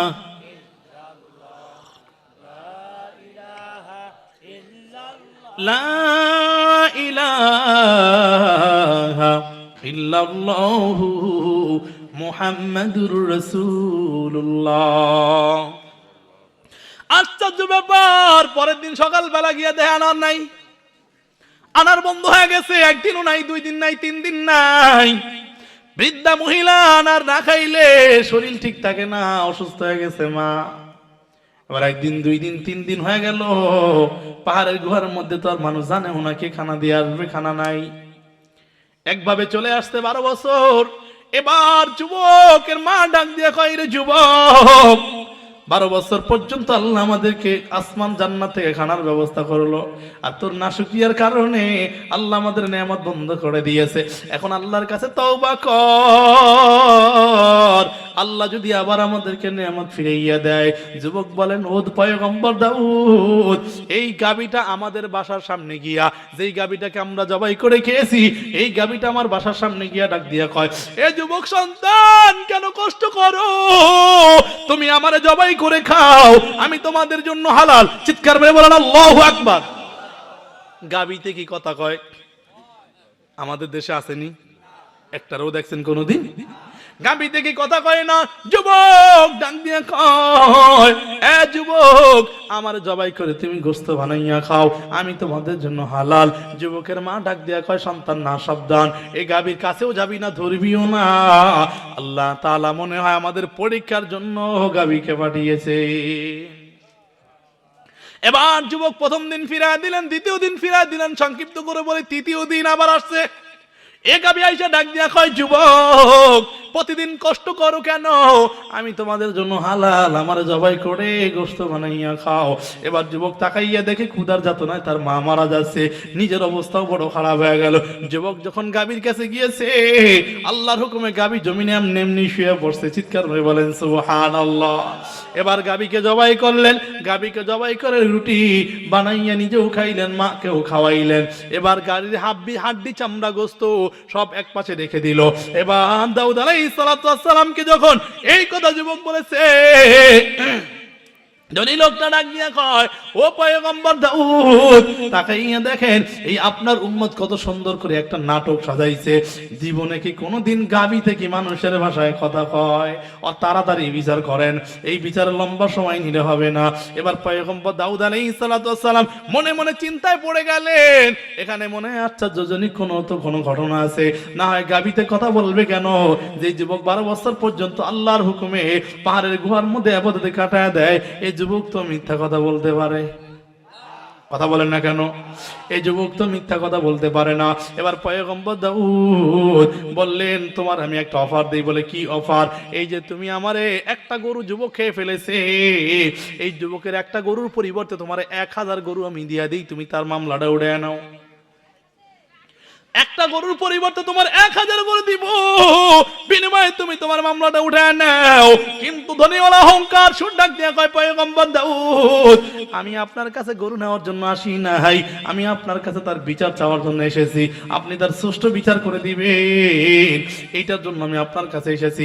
পয়গম্বর দাউদ ডাক দিয়া কয়, 1000 গরুর পরিবর্তে 1000 গরু দিব, বিনিময়ে তোমার আবার 1000 উটও দিব। তুমি এইটাও আমার জন্য 1000 উট তোমারে দিব, তুমি এই মামলাটা উঠে খায় নাও। এবার ডাক দিয়ে কয় না, আমার গরু দিলেও হবে না, উট দিলেও হবে না, আমি তার সুষ্ঠু বিচার চাই। এবার পয়গম্বর দাউদ আলাইহিস সালাতু ওয়াস সালাম চিন্তায় পড়ে গেলেন, কি করবেন? দাউদ নবীর ডাক দিয়া কয়, জিবরাইল ও পয়গম্বর, এবার আমি কি করবেন জানেন? আগামী শুক্রবার আপনার উম্মতেরা হাসরের বিচার জমিনে দেখতে চেয়েছিল, এই হাসরের বিচার জমিনে দেখাইয়া দিবেন, এটা আপনাদের উম্মতদের ঘোষণা করে দিয়েছিলেন। এরা সাইডা দেন, এরা বইলা দিয়ে আগামী শুক্রবার হাজার হাজার মানুষের সামনে তোমার সুষ্ঠু বিচার, সঠিক বিচার করে দেওয়া হবে। চিৎকার করে বলেন আল্লাহু আকবার। শুক্রবার 10টা বাজে হাজার হাজার মানুষ জমা হয়ে গেল। এই মানুষের মধ্যে পয়গম্বর দাউদ আলাইহিস সালাতু ওয়াস সালাম বৃদ্ধা মহিলা যুবক সন্তানকে ডাকলেন, আসো তোমাদের বিচার দায়ের করা হবে। এই বৃদ্ধা মহিলা এমনি ভয়ে থরথরায়া কাঁপে, যুবক কাঁপে, না জানি কি বিচার হয়ে যায়। এবার পয়গম্বর দাউদ ওই লোকটাকে ডাকলেন, তুমি কোথায় ধনীওয়ালা গাবিওয়ালা, তুমি তাড়াতাড়ি আসো। এই লোকটাও দাঁড়ায় গেল। এবার পয়গম্বর দাউদ আলাইহিস সালাতু ওয়াস সালাম ডাক দিয়ে কয়, তোমার আমি আর একটা অফার দিই। বলে কি অফার? আগের গুলা থাকবে 1000 উট 1000 গরু তোমাকে দেওয়া হবে, বিনিময়ে আবার তোমাকে আরো কিছু জিনিস দেওয়া হবে। বলে কি জিনিস দেওয়া হবে? বলে তোমাকে হাড্ডি চামড়া ভইরা তোমাকে কিছু স্বর্ণ দিয়ে দেওয়া হবে। যুবক ডাক দিয়ে কয়, না আমার স্বর্ণ দিলেও হবে না, আমার গরু দিলেও হবে না, আমার উট দিলেও হবে না, আমারে এই যুবকের বিচার আমারে করে দিতে হবে। হুজুর একটা চেয়ার দিল সামনে, ছেড়ে দেবো ইনশাল্লাহ। হুজুর আসছে, অল্প সময় শেষ করে দিব। তো যে কথা বলতেছিলাম, আল্লাহর পয়গম্বর হযরত দাউদ আলাইহিস সালাতু ওয়াস সালাম এর সামনে হাজার হাজার লক্ষ লক্ষ উম্মত, হাজার হাজার মানুষ যখন সামনে দাঁড়িয়ে আছে, এবার এই যুবক দাঁড়িয়ে আছে, বৃদ্ধা মহিলাও দাঁড়িয়ে আছে, আর গাবিওয়ালাও তার সামনে হাজির। গাবিওয়ালা যখন তার বিচার দায়ের করলো, এই যুবক বৃদ্ধা মহিলা আমার গাবিকে চুরি করে জবাই করে খেয়েছে, আমি তার শ্রেষ্ঠ বিচার চাই। এবার দাউদ আলাইহিস সালাতু ওয়াস সালামের কাছে জিবরাইল আলাইহিস সালাতু ওয়াস সালাম আয়েশা ডাক দিয়া কয়, ও পয়গম্বর, এত লম্বা সময় নিলে কাজ হবে না, আমি আপনারে যেটা জিজ্ঞাসা করি, আপনি এই দাউদ আলাইহিস সালাতু ওয়াস সালাম আপনার উম্মতরে, এই গাবিওয়ালারে আপনিও তাই জিজ্ঞাসা করবেন। এবার দাউদ আলাইহিস সালাতু ওয়াস সালামকে জিবরাইল ডাক দিয়া কয়, ও পয়গম্বর, আপনি গাবিওয়ালারে জিজ্ঞাসা করেন, এই গাবিওয়ালা কি জীবনে কারো গোলাম ছিল নি? গাবিওয়ালার চোখ কান সব খাড়া হয়ে গেছে। আমি যে গোলাম ছিলাম এটা দুনিয়ার কেউ জানে না, আল্লাহ জানে, কেউ জানে না আল্লাহ ছাড়া। দাউদ নবী কেমনে জানলো আমি যে গোলাম ছিলাম? দাউদ নবী কেমনে জানলো? এবার এই লোকটা শক্ত ভাষা ডাক দিয়া কয়, না আমি জীবনে কারো গোলাম ছিলাম না। দাউদ নবী ডাক দিয়া কয়, তাহলে এত সম্পদ কোন জায়গা থেকে পাইলা? কয়, বাপ দাদা পূর্বপুরুষ থেকে আমি ধনী ছিলাম। বলে গাবি কোন জায়গা থেকে পাইলা? বলে আমার শখের গাবি, এটা আমি আমার টাকা দিয়ে খরিদ করেছি। এবার এই লোক কোনোভাবেই সত্য কথা বলতে চায় না, কিন্তু গাবি এই লোক যে গোলাম ছিল এটা আর কেউ না জানলেও এই লোক জানে কি জানে না? কথা বলেন না কেন? আমি এক সময় ছোট ছিলাম, আমি এক সময় বড় অসহায় ছিলাম, এটা দুনিয়ার কেউ না জানলেও আমি তো জানি। এই লোকটা ডাক দিয়া কয়, কিন্তু মিথ্যা কথা জাহির করার জন্য ডাক দিয়া কয়, না না আমি জীবনে কারো গোলাম ছিলাম না, বাপ দাদা পূর্বপুরুষ থেকে আমি সব টাকা পয়সার মালিক। এবার এই লোকটাকে পয়গম্বর দাউদ আলাইহিস সালাতু ওয়াস সালামকে জিবরাইল ডাক দিয়া কয়, বেশি লম্বা সময় অনেক সুযোগ দেওয়া হয়ে গেছে, এই লোকটাকে আর সুযোগ দেওয়া যায় না। ও পয়গম্বর, আপনি আপনার উম্মতরে বলছিলেন হাসরের বিচার দুনিয়ার জমিনে দেখায় দিবেন, আপনি বলেছিলেন হাত কথা বলবে কিয়ামতের ময়দানে, পা কথা বলবে, চোখ কথা বলবে, নাক কথা বলবে, কান কথা বলবে, আপনি বলছিলেন জমিন কথা বলবে, আমলনামা খুলে দেওয়া হবে, কিরামান কাতিবিন হাসরের ময়দানে সব ভিডিও ভাইরাল করে দিবে।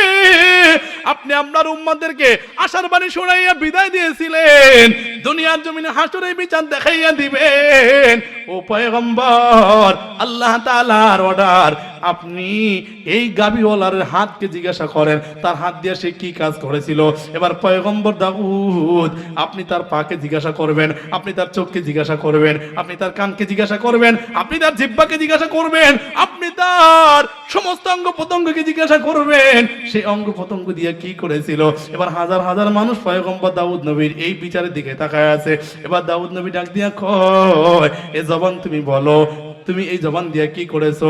এবার জবান দিয়ে অটোমেটিকলি কথা বলা শুরু হয়ে গেছে। চিৎকার করে বলেন আল্লাহু আকবার। কি কথা বলা শুরু হয়েছে এটাই বড় আশ্চর্য। এবার জবান দিয়ে ডাক দিয়ে কয়, ও পয়গম্বর দাউদ